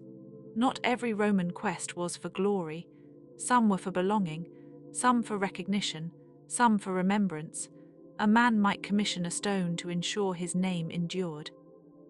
A woman might make an offering for a safe birth. A veteran might seek land in a colony where he could begin again. A freed slave might seek a patron's protection while slowly building independence. In these quieter ambitions, we see the soft machinery of society, turning with less noise than conquest, but with equal consequence. There is comfort in realizing how much of the ancient world was stitched together by concern for continuity. The same fields were planted year after year. The same festivals returned with the season. The same family tombs were revisited. The same myths were recited in slightly altered form, adapted to local place and custom. Continuity does not mean sameness. It means care repeated over time. It means remembering that the old fire must be tended. It means teaching a child the route through a neighborhood so they can later walk it alone. It means keeping the memory of a river crossing, a shrine path, a market day. The ancient Greeks and Romans lived among these repetitions, which gave shape to their days and made time itself feel habitable. If we listen closely, there are also many quiet quests hidden inside their literature. A farmer in Hesiod's world watches the seasons and seeks the proper moment for labor. A philosopher in Plato's dialogues seeks the shape of justice, moving step by step through conversation. A historian like Herodotus travels and gathers stories, searching for causes while preserving wonder. A Roman poet reflects on time, memory, and the passing of things that once seemed permanent. These are not quests with spears and sails alone. They are quests of mind and language. They ask where truth lives, how stories endure, and what it means to live well among change. They can be surprisingly soothing because they value attention over speed. Even the ancient practice of consulting the dead suggests a world where boundaries were gently crossed in hope of understanding. At certain shrines, one might ask ancestors or spirits for guidance. At tombs, offerings could be left with a quiet sense that memory was not dead but merely transformed. The dead were not always imagined as distant. Sometimes they were near enough to be addressed respectfully, in the same tone one might use with a beloved elder who has gone to sleep early. The quest for guidance could be as simple as asking, "What should we do now?" The answer might come as a dream, a feeling, a bird call, or a line of verse remembered at the right moment. Ancient people often accepted that clarity could arrive in such indirect ways, and because they accepted that their world had room for nuance, a sign was not always a command, a prophecy was not always literal. A myth could be many things at once: explanation, warning, entertainment, ancestry, prayer. This flexibility gave ancient stories a long life. They could travel from shrine to theatre, from household to schoolroom, from city to empire. They could be retold by farmers and philosophers alike. A forgotten quest in one century might become a familiar tale in another, and then, many centuries later, it might return again as archaeology, as scholarship, as a broken potter's mark or a line in an ancient manuscript carefully restored by patient hands. The work of recovery itself has something quest-like about it. An archaeologist brushes away soil from a threshold and discovers that a doorway once faced a courtyard no longer visible. A philologist compares manuscripts and notes where a line may have been copied incorrectly. A historian notices that two sources disagree, and from that disagreement begins to hear the shape of a silence. A museum conservator mends a vessel so delicately that the repair becomes almost invisible. A mapmaker traces an old route from scattered evidence. These acts are not loud, they are slow and exact. They resemble in their own way the ancient tasks of measurement, preservation, and patient looking. There is a particular kind of peace in imagining such work under subdued light. A desk, a lamp, papyrus or parchment, dust motes in a beam, a chipped figurine resting on cloth, a fragment of inscription copied into a notebook. Outside, evening gathers over a city that may itself be built upon older streets. The scholar bends over the remains of a world that once sent out explorers, ambassadors, colonists, pilgrims, and armies. Yet the scholar's own journey is a quiet one toward understanding, one clue at a time. The ancient quest lives again, not as adventure but as attention. And attention, when softened, has a way of opening the senses without disturbing sleep. We can imagine the smell of olive oil in a lamp room, faint and warm, the sweetness of figs drying in the shade, the sharpness of sea salt on a harbour breeze, the dryness of sun-baked stone, the coolness of a tiled floor at dusk, the texture of wool rough at first and then familiar, the sound of sandals on a paved street, the distant murmur of a fountain. These details are nearly weightless, but they help the past feel near enough to rest beside us. They give the imagination a place to settle. The myths of Greece are often remembered for their grandeur, yet many of them begin in small separations, little acts of searching that expand into the epic. Someone is lost, someone is hidden, someone is stolen away, someone descends below the earth, someone follows a voice through the woods. Someone carries a torch into darkness. Behind all that drama is a very ancient human feeling, the wish to locate what has gone out of sight. This is perhaps why myth and archaeology, though different, can feel like neighbours. Both are concerned with what lies just beyond direct seeing. Both depend on patience. Both are humble before the fragments they hold. In Rome, too, the old stories contain departures and recoveries. Aeneas carries his household gods from a ruined city, and in that image there is a quiet, almost domestic endurance. He is not only a founder of empires, he is a man preserving what can be preserved. The old and the new travel together for a while. This is often how civilizations move forward, not by erasing the past, but by carrying what can be carried.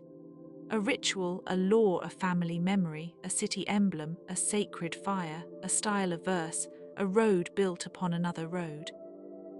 Each thing extends the life of something earlier. The quest is not always to find something unknown. Sometimes it is to keep something known from disappearing. There is also the gentle irony that so many ancient quests were aimed at gods who, in the stories, remained partly hidden. Temples housed images, yet the divinity itself exceeded the image. Offerings were made, but no one could force a reply. Oracles spoke, but not in the plain speech of a marketplace. The answer required interpretation, and interpretation required more patience. This made the ancient world feel larger than the human need to understand it immediately. It invited reverence. It also made room for ambiguity, which can be comforting when one is too tired to seek certainty. Not every question must be closed before sleep. Some can remain open and still be safe. In this way, the forgotten quests of Greece and Rome are not only historical, they are emotional landscapes. They include longing, returning, preserving, interpreting, and waiting. They include the small bravery of setting out. They include the quieter bravery of staying. A sentry remaining awake through the night. A mother keeping vigil beside a sick child. A priest maintaining a ritual sequence. A farmer checking the sky before dawn. A messenger walking to the next town with a sealed note. A child learning to read by tracing letters on wax. A storyteller repeating an old tale for the last listener before bed. All of these are quests of a sort. All of them answer need with motion and motion with care. The sea, if we let it return to the mind, is perhaps the softest emblem of this ancient searching. The Mediterranean was not always gentle, of course, but in recollection it can become a calm expanse between neighboring worlds. Islands rising like stepping stones, coastlines known by smell and silhouette, harbors where languages mixed. Fishermen who understood the moods of water as if they were moods of a friend, merchants who recognized stars that marked familiar routes, envoys and pilgrims and soldiers and exiles all crossing the same waters in different seasons. The sea carried ambition, fear, trade, rumor, and homecoming. It was a road that could disappear and reappear, depending on weather and light. And around the sea were cities that gleamed briefly in the sun before yielding again to shadow. Athens with its questions, Sparta with its discipline, Corinth with its trade, Delphi with its prophetic hush, Olympia with its athletic sacredness, Syracuse with its maritime strength, Carthage just beyond the Greek and Roman imagination, yet always part of the wider story, Rome itself growing from one settlement into a network of provinces.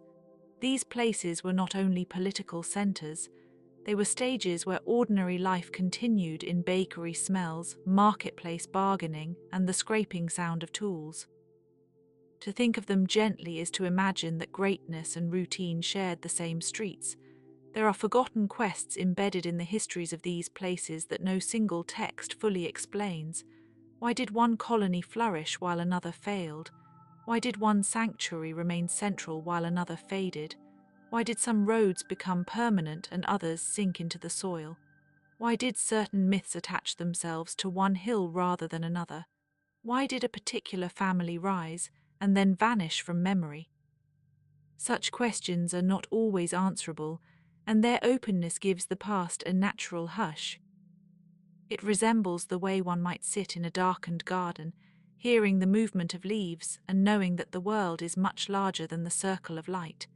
Ancient writers themselves often understood that history and myth were woven together by memory. They recorded not only wars and laws, but prodigies, dreams, odd weather, sacred animals, and signs in the sky. They noticed the extraordinary because the ordinary already held their attention. A line between fact and legend could be less important to them than the feeling that the world was meaningful, that events might echo one another across generations. This makes their writing especially suitable for bedtime reflection because it does not insist that everything be reduced to one account. It allows for layered truth. A tale may be true as memory, true as symbol, true as warning, true as inheritance. And inheritance is one of the quietest quests of all. A son inherits a field. A daughter inherits a recipe. A student inherits a teacher's method. A city inherits a wall and builds beside it.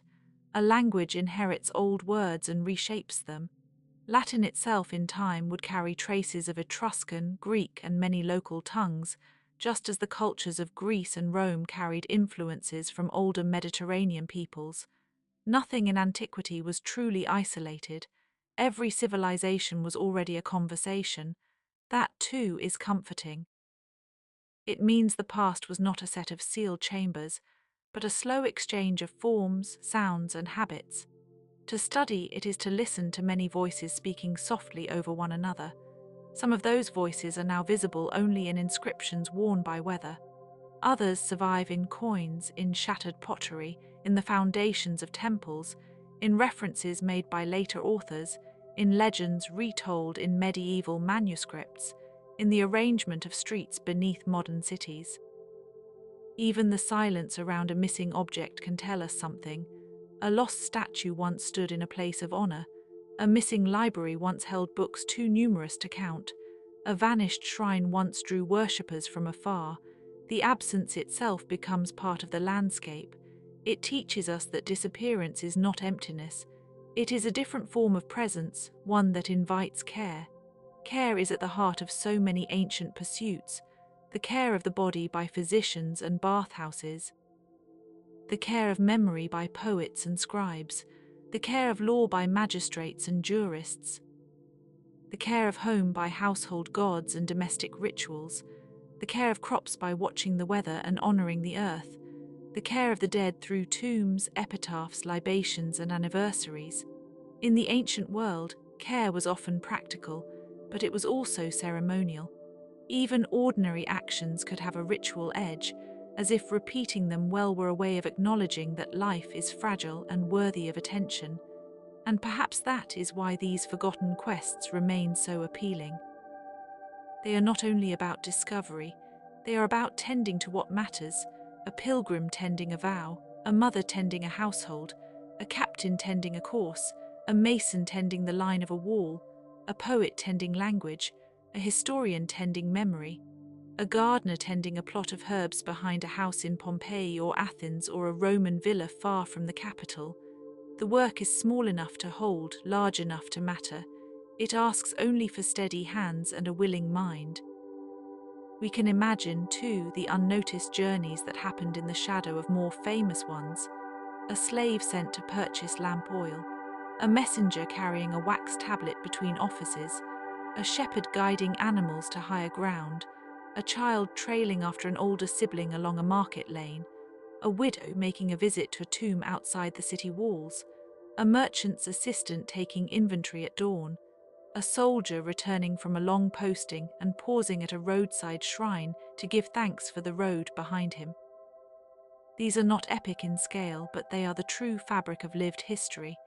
They are the small footsteps that keep civilization moving. The ancient road, for all its famous solidity, was also a place of chance meetings and delays. Rain could turn dust to mud. A broken wheel could halt a caravan. A bridge could be out. A pack animal could refuse to move. Someone might share a meal with strangers under an awning while waiting for weather to clear. Someone else might hear a rumor that changes their destination. In this way, even roads built for certainty remained vulnerable to the softness of the world. Stone was strong, but travel was not. The quest depended on both structure and improvisation. That balance feels strangely restful because it is so familiar. The Romans were exceptional builders, but even they built in dialogue with time. A temple might replace an older shrine. A forum might expand over earlier homes. A road might follow an older track. A city wall might enclose what was once open field. Layer upon layer, the city became a sediment of decisions. If one stands in imagination on such a street, it is possible to sense how much effort went into turning movement into order. Yet order never fully erased the unpredictability of weather, politics, rumor, or human desire. The quest continued because the world continued to change. Stability was always partly a wish, and that made it precious. There is a hush that comes from thinking about all the people who once asked small questions in the darkness. Where is my son? Will the harvest be enough? Is the road safe? Did the gods hear? Will the ship return? Which god protects this house? What sign should we trust? What story should we tell? What name should this child carry? Ancient Greece and Rome are full of those questions if one listens with enough patience. They are not answered all at once. Instead, they drift through literature, archaeology, law, ritual, and myth, appearing in fragments like stars between clouds. And so the bedtime mind can move among them very gently. It can rest beside a painted vase where a hero rows toward an uncertain shore. It can sit with a Roman family gathered around a lamp after supper, listening to the day's talk subside into quiet. It can stand at the edge of a sanctuary grove where laurel leaves shift in the wind. It can wander a forum after dusk when the voices have gone, and only the paving stones remain warm from the day. It can follow a mountain path to a shrine where a little smoke rises from an offering bowl. It can drift with no need to resolve anything, because the pleasure is in the stillness of looking. Perhaps the most beautiful thing about the ancient world is that it still feels alive in unfinished ways. New discoveries continue to emerge from soil and sea. A shipwreck reveals cargo once thought commonplace. A tablet offers a sentence not seen for 2,000 years. A wall painting preserves a color that time seemed to have taken away. A coin bears the image of a ruler otherwise barely known. A burial practice suggests a belief we had not fully understood. Each new fragment reminds us that the past was never complete in our hands, and that is part of its charm. It remains partly hidden, like a landscape seen through evening mist. Mist can soften even the hardest stone. It turns outlines into suggestions. It quiets contrast. It makes distance feel gentle. In the same way sleep softens the sharp edges of thought, the ancient world considered in this dimmer light becomes not a subject to conquer, but a place to visit with respect and ease. We do not need to collect every fact. We do not need to solve every riddle. We can simply let the rhythms of the old civilizations pass through the mind like a slow river, carrying with them the scents of olive oil, cedar, incense, sea spray, dust, and rain. And as the river of thought moves on, we might recall that many Greek and Roman households kept small sacred spaces in the home. A shelf, a niche, a hearth, a corner with figurines, offerings, or family tokens. These were intimate places of continuity. They marked the household as something more than walls and furniture. They made room for ancestors, gods, and memory. A child could be taught to pause there, to understand that life is shared with what came before. The quietness of these spaces would have suited the bedtime hour. They were made for repeated gestures, for lowered voices, for the simple conviction that protection can be asked for and gratitude can be given. If a forgotten quest were to linger in one of these homes, it might be as subtle as a message expected by morning, a journey planned for the next market day, a relative overdue from a nearby village, a promise made before an altar and remembered later at night. The tension would be small but not insignificant. Ancient life was full of these fragile arrangements. The return of a traveller could determine the season's plans. The arrival of a letter or oral message could settle a dispute. The outcome of a voyage could alter an inheritance. The line between ordinary and momentous was often thin.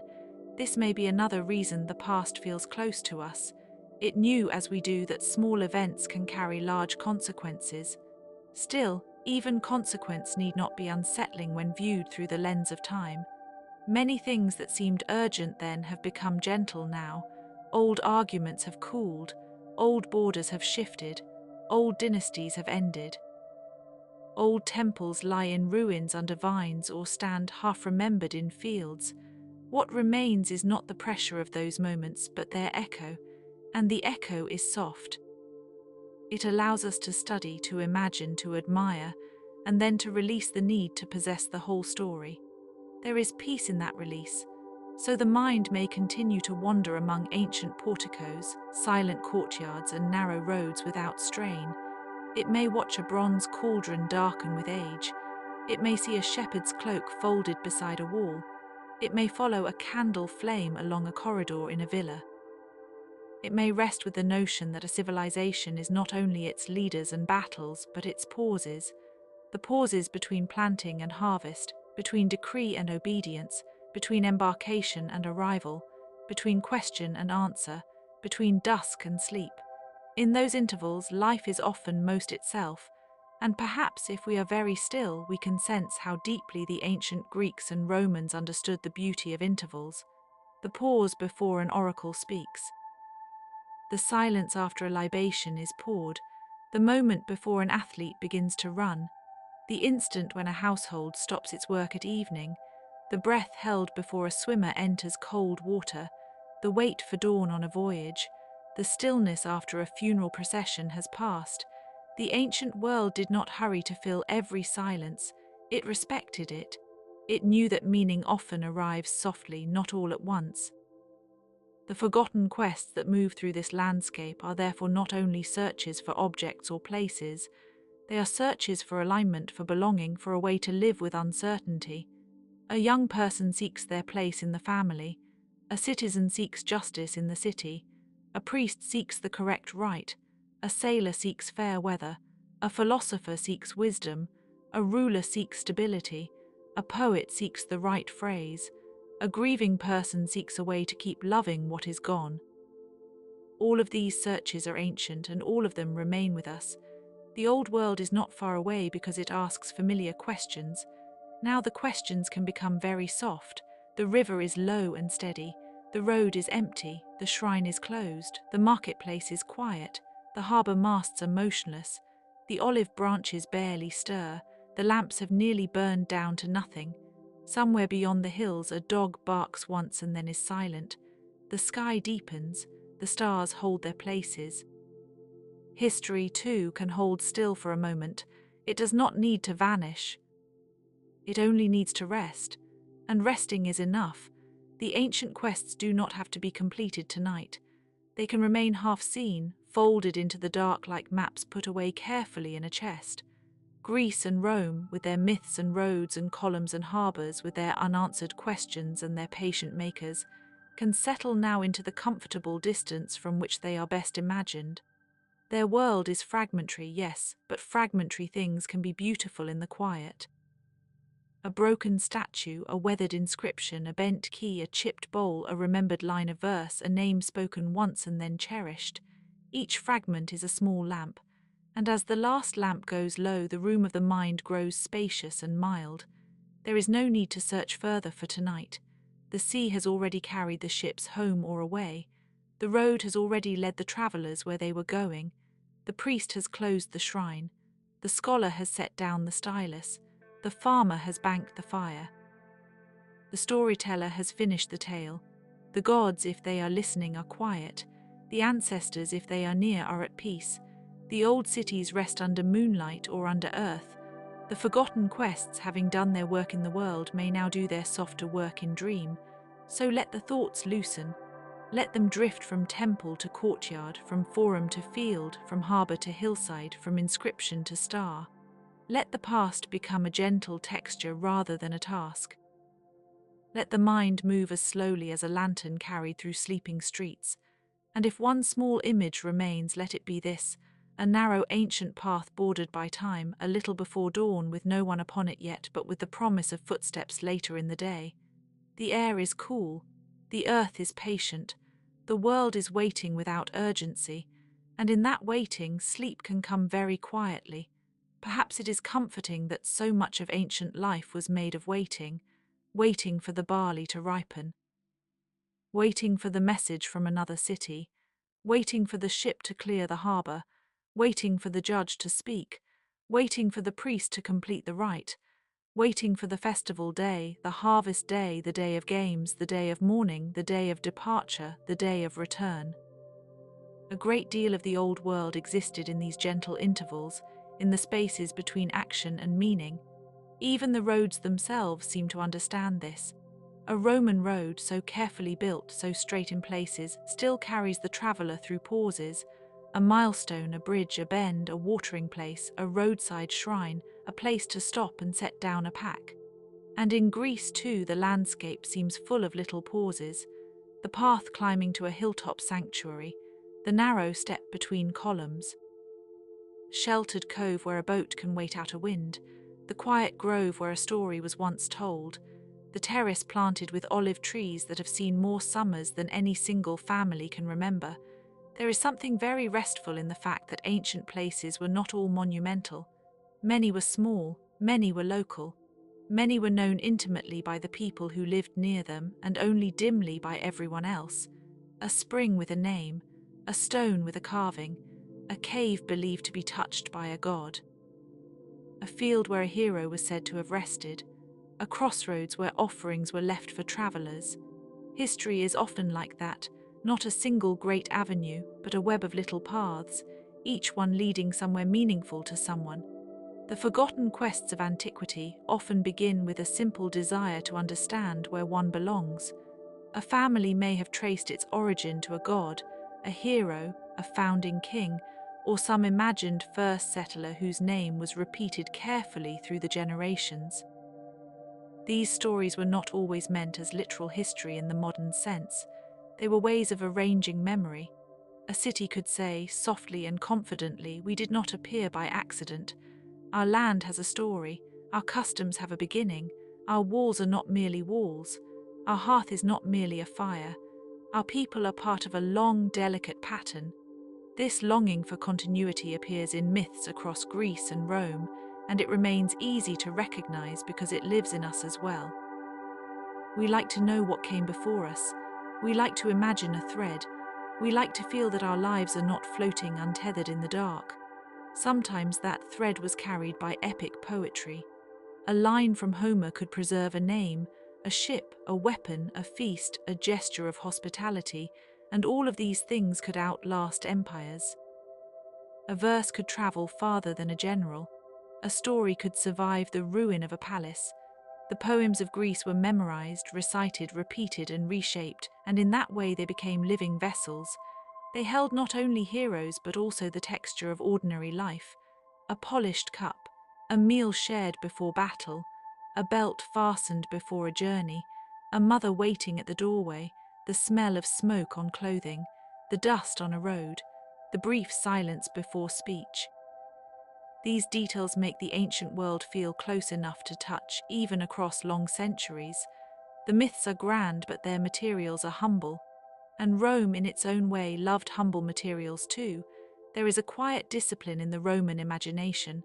Stones fitted together, laws written down, boundaries measured, water moved by aqueduct, grain counted, names recorded, a calendar observed, a sacrifice performed at the proper time. Such habits suggest a deep wish to hold the world in place, to keep uncertainty from spreading too widely. Yet even Rome, with all its structure, was never entirely certain of itself. Its origins were wrapped in legend: a she-wolf, a pair of brothers, a flight from Troy, a city founded by violence and omen. Its grandeur was built beside mystery, not beyond it. That is one of the gentlest truths about ancient history. Certainty and uncertainty often rested side by side, like two lamps on the same table, each illuminating a different corner. If we listen closely, we can hear the forgotten quests of Greece and Rome moving through these corners, not loudly but with a kind of patient persistence. A scholar in Alexandria comparing manuscripts and wondering which reading is older. A priest at Delphi watching the sacred spring and waiting for a sign. A farmer on a hillside watching the sky for weather that might spare the vines. A sculptor shaping marble and trying to coax a face out of a block of stone. A Roman surveyor stretching a cord across new ground and marking a line where a future road may run. A woman in a household setting out bread for a household god. A child learning the names of stars. A sailor tracing a coastline by memory. Each of these is a quest in its own way. Each involves searching and hoping and proceeding without complete knowledge. There were also quests that took the form of journeys between cities.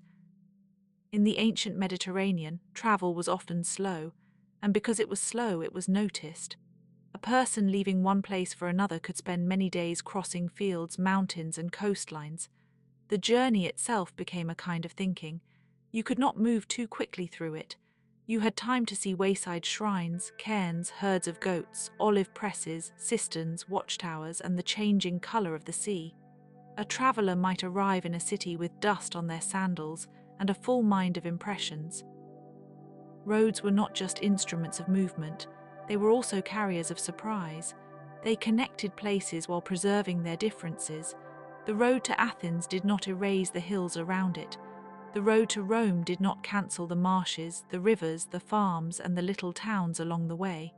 In this sense, every quest carried a geography as well as a purpose. Some quests were official and public, such as embassies sent to negotiate peace or alliances. Others were deeply private. a mother carrying a small offering to a shrine in hopes of healing for a child, a veteran returning to the place where a battle had once split his life in two, a widow seeking an answer from the dead through dreams or ritual, a young person asking whether a god might bless a marriage, a ship captain dedicating a model vessel after surviving a storm. These acts are easy to overlook because they are small, but small acts often reveal the largest human truths. Fear, gratitude, hope, grief, obligation, endurance. The ancient world was not made only of statues and senate houses. It was made of these quiet, repeated gestures, and they are still understandable now. The mysteries that remain around ancient quests can feel especially soft at night. There are lost routes whose exact lines are uncertain. There are sanctuaries now reduced to foundations and fragments, where we can guess at processions but never fully recover them. There are expeditions mentioned in texts that may have been partly real and partly shaped by memory. There are voyages around the Mediterranean whose details blur into legend. There are military campaigns that are described differently by different ancient writers, each with their own loyalties, each preserving one version of the road and leaving others in shadow. There are treasures mentioned in inventories but never recovered. There are dedications whose purpose is lost, inscriptions worn too smooth to read, painted walls vanished except for traces of pigment, and gods whose local names have been forgotten though their stones still stand. History has many sealed rooms, yet even sealed rooms can give off a feeling of presence. Imagine for a moment a small harbour in the late afternoon. The water is almost still. Nets are drying in the sun. A gull rests on a piling. A trader waits for a wind that may not come until morning. Beyond the harbour, a road climbs toward a town where a temple gleams faintly on high ground. Somewhere inside that town, someone is planning a journey. Not all quests are dramatic. Some are only errands. But an errand in the ancient world might lead from a home to a market, from a market to a shrine, from a shrine to an oracle, from an oracle to a decision that changes a life. The steps are modest. The consequences can be large. This is one of the reasons ancient stories are so enduring. They begin close to the ground. The Greeks had many ways of thinking about wandering and return. Odysseus, of course, is the most famous traveller of all, but the world around him is full of smaller returns and departures. A messenger crossing a plain, a herald carrying news of war, a pilgrim walking toward a sanctuary, a colonist sailing to a new shore and hoping that the gods of the old home will cross the water with him. A young person leaving one household for another through marriage, a craftsman taking work to another city, a philosopher moving from one school to another in search of better questions. Even the gods in Greek stories travel constantly, appearing in disguises, crossing thresholds, descending to caves, rising from the sea, entering cities in processions of thought and ritual. Movement itself becomes sacred because it reveals the vulnerability of every place and the connection between places. Rome inherited some of this spirit and transformed it into something measured, practical, and vast. Roman quests often had the feeling of duty attached to them, to found a colony, to survey a new province, to build a road, to bring water to a city, to collect taxes, to hold the frontier, to consult the auspices before battle, to fulfill an oath, to seek favor from the household gods before a departure. The Romans were deeply attentive to signs, but they were equally attentive to procedure. A proper act performed at the proper time helped maintain the balance of the world. One can feel in this a quiet kind of courage, the courage to believe that careful habits matter. Not every mystery can be solved, but perhaps it can be approached respectfully. And there were, of course, mysteries that no procedure could fully resolve. Why certain sanctuaries were founded where they were, why particular springs were sacred, why some oracles spoke in riddles, why some ancestral cults persisted in one valley while vanishing in another, why a hero's grave drew offerings for centuries, why a city chose one foundation myth over another, why some texts survived in abundance and others disappeared almost entirely. The reasons are often partial.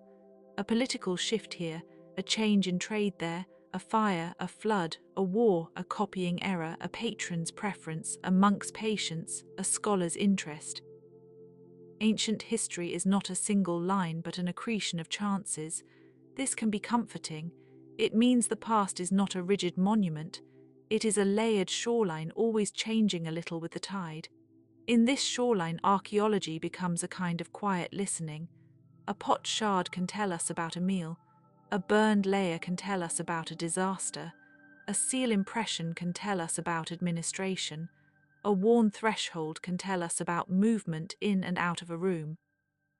A child's toy can tell us that children were present, as children always are in the midst of grand events. A burial can tell us about affection, care, fear, belief, and the effort to protect the dead. Tombs and graves in the ancient Mediterranean often carry a tenderness that the grand histories do not always show. A hand placed with a cup, a stone marked with a name, a small gift left behind. Even in death, people searched for connection. Even in loss, they made a path. Some of the most compelling forgotten quests are not quests for victory, but quests for restoration. A ruined temple might be rebuilt after war. A damaged altar might receive new offerings. A city recovering from plague might seek purification. A family divided by inheritance might try to preserve harmony. A philosopher might search for the proper life after witnessing corruption in public affairs. A Roman statesman might imagine that virtue can still survive in a troubled republic. These are not neat quests with endings that close cleanly. They are ongoing efforts to keep something delicate from breaking completely. They remind us that antiquity was not only the age of conquest, it was also the age of repair. Repair is a gentle word, and ancient people knew its importance well. A seam repaired in cloth, a wall repaired after a siege, a vessel repaired with metal staples. A damaged relationship repaired with apology or ritual or gift exchange, a calendar repaired by adjustment, a bridge repaired after floodwater, a family repaired by reunion, a memory repaired by repetition. The Romans were especially fond of the idea that order could be maintained through careful restoration. The Greeks, too, through various city-states and cults and local traditions, continued to re-establish patterns believed to be old and meaningful. The act of returning to a practice, even after interruption, is itself a kind of quest. It says that something matters enough to be preserved, and because so much of the ancient world survives only in pieces, we are always repairing it in our minds. We build a picture from fragments, a few lines of poetry, a temple foundation, a bronze helmet found in a river, a papyrus torn along the edges, a coin with a ruler's profile, a legal inscription, a mosaic worn by feet. A description by a historian who was not always reliable, a myth repeated by a later poet who added his own beauty to it. None of this is complete, but completeness is not always necessary. Sometimes a partial picture can be more restful because it leaves room for wonder. The mind can drift gently among possibilities without needing to close every door. There is also a kind of nighttime serenity in the ancient appetite for omens, a bird in flight, a crack in sacrificial fire. The shape of smoke, the pattern of lightning, the stance of an animal, the mood of the wind. Modern thought often separates these signs from practical life, but antiquity wove them together. People wanted to know whether a decision was favored by the world around them. They watched the sky because they lived under it. They listened to animal cries because they shared the landscape. They noticed patterns because their lives depended on paying attention.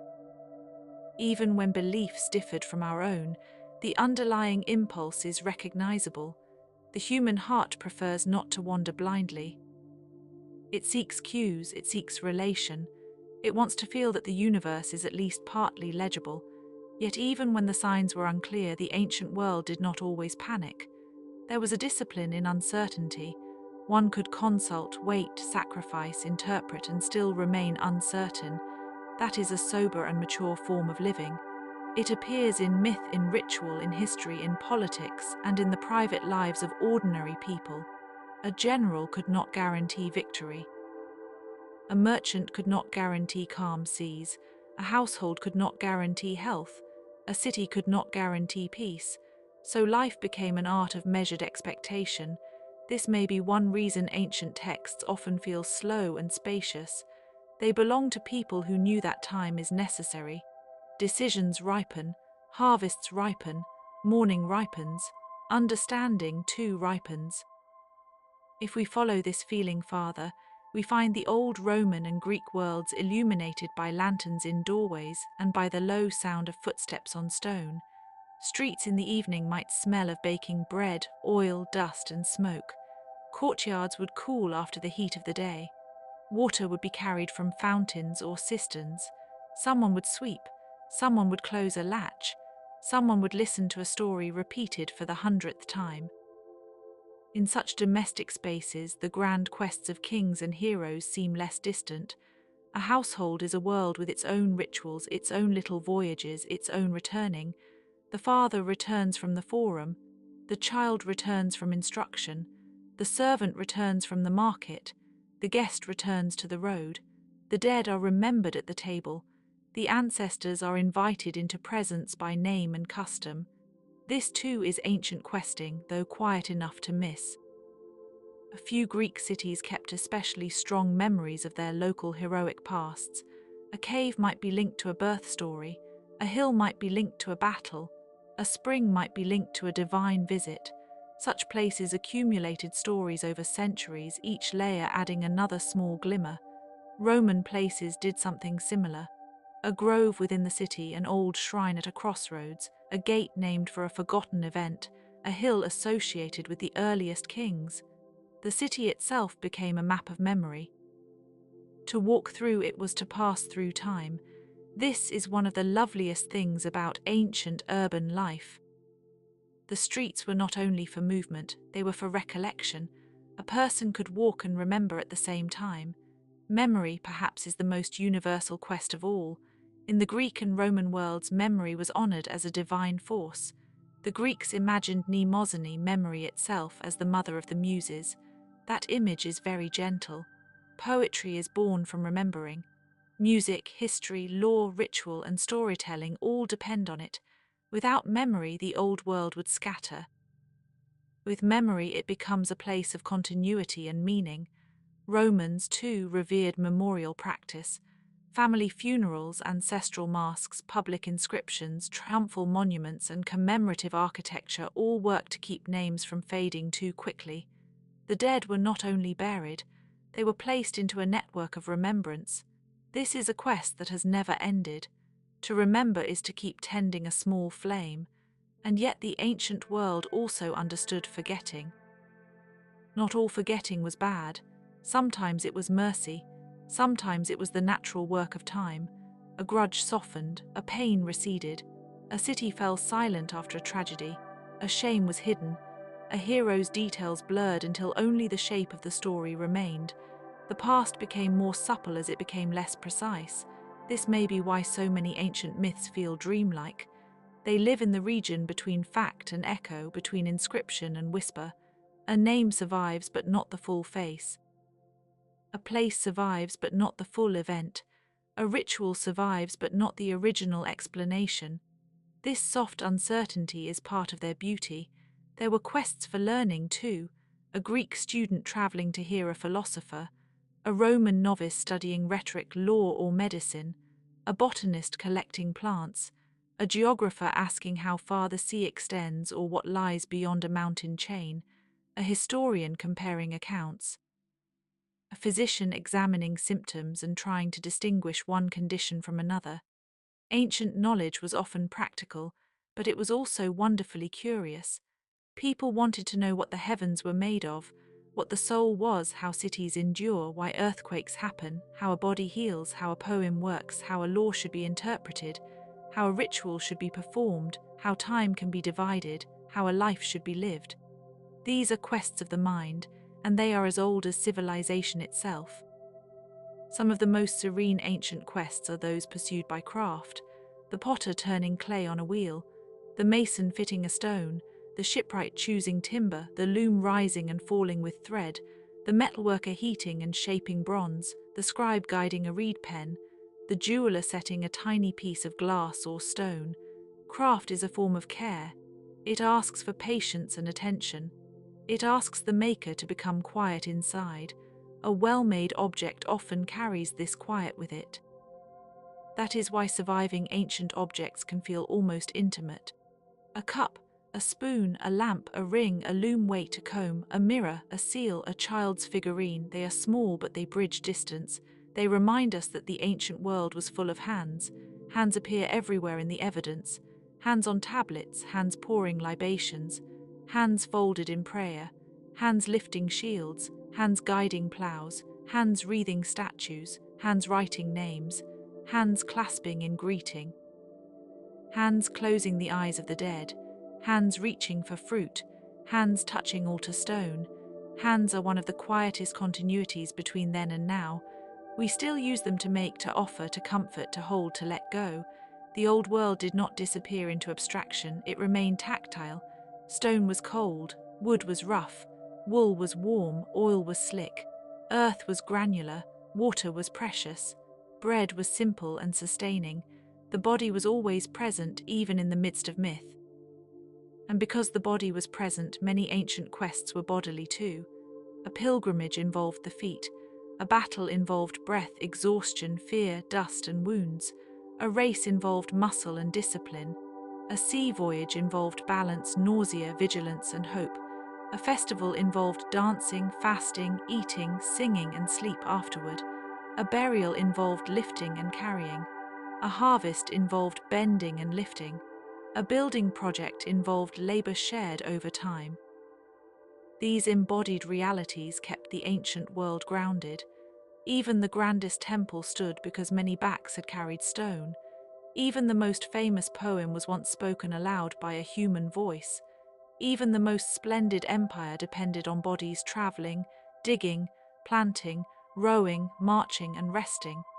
It is perhaps fitting that the Greeks imagined certain quests as journeys to the edge of the known. The return of a hero, the descent to the underworld, the search for a lost companion, the voyage to a far island, the expedition to find a sacred fleece or a buried truth. Rome, too, extended itself outward in search of land, power, and order, but the edge of the map remained a place of fascination. Beyond one province lay another. Beyond one sea lay another. Beyond one frontier lay uncertainty and rumor. The world grew wider as it was conquered, but it never lost its mysterious margins. There were always regions described in soft, speculative language by ancient writers, as if even they preferred to sleep with one lamp still lit. We may notice, too, how often the ancients sought guidance from thresholds. The doorway, the gate, the bridge, the ford, the harbour mouth, the cave entrance, the mountain pass, the altar steps. Thresholds matter because they are neither here nor there. They are places of decision. A person standing at a threshold is already partway into a future that has not fully arrived. Many myths gather at thresholds. Many rites do too. To cross, to enter, to leave, to return. This rhythm is central to ancient experience, and it remains central to ours, though we may rarely say so. We spend much of life arriving and departing in small ways, and the old stories know this without embarrassment. In the Roman world, even administrative life had its thresholds. A census marked belonging, a contract marked obligation, an oath marked seriousness, a road milestone marked progress, a triumph marked return, a public building marked civic identity. Yet beyond these official forms there was always the uncertain life of provinces, borderlands, and local customs. Rome was a great organizer, but it never fully flattened the many worlds within its reach. A shrine in Britain, a tomb in Africa, a theatre in Syria, a farm in Gaul, a harbour in Greece, a villa in Italy, a street in Egypt. The empire was not one thing but many things held together by roots, law, currency, language, and power. Beneath that power, people continued their personal quests with astonishing persistence. A person in Antioch or Corinth or Ostia or Alexandria might look up at the same moon and yet tell a different story about what it meant. That is one of the lovely ironies of antiquity. Unity was always partial, diversity was always present.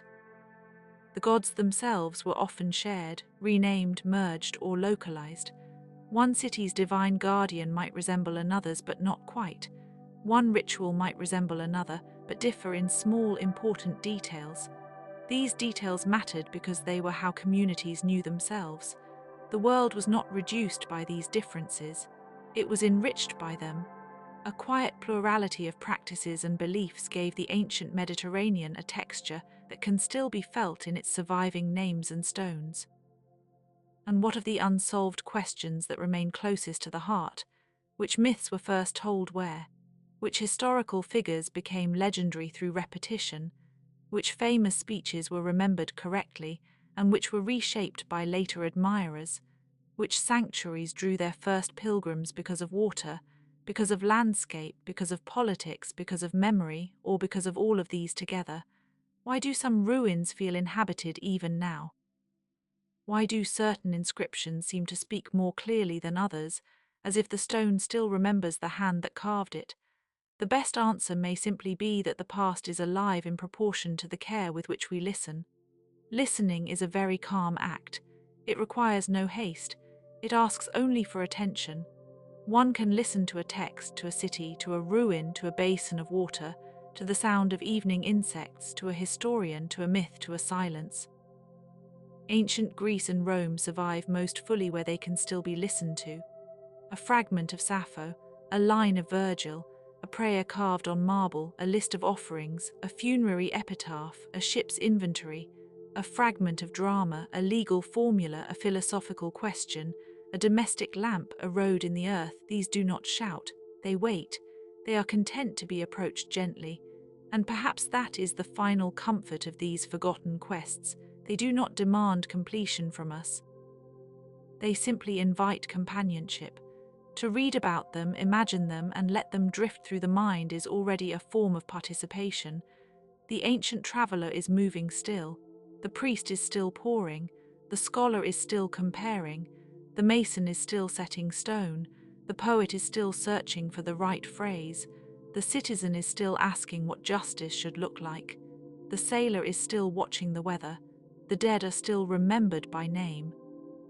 The cities still stand or half stand or lie beneath fields and streets, quietly holding their secrets, so the night can take them now softly without erasing them. Let the columns fade into moonlight. Let the forum grow empty. Let the harbour settle. Let the temple doors close. Let the road become only a pale line through the dark. Let the myths rest like folded cloth. Let the questions remain unanswered in the kindest way, suspended but not troubling. There is peace in that suspension. There is peace in knowing that not everything must be solved before sleep. Some truths are enough just by being near. And as the last traces of the old world become gentle and dim, the mind may drift on like a small boat on a calm sea, following no urgent command, seeking no distant shore, held by the soft current of memory and wonder. The forgotten quests of ancient Greece and Rome may continue in dream, but they need not continue as effort. They can simply become part of the quiet. The stars remain, the earth remains, the old names remain somewhere faintly, like steps heard far away on a stone path, and in that stillness, sleep can gather very slowly, very kindly, and carry everything into rest.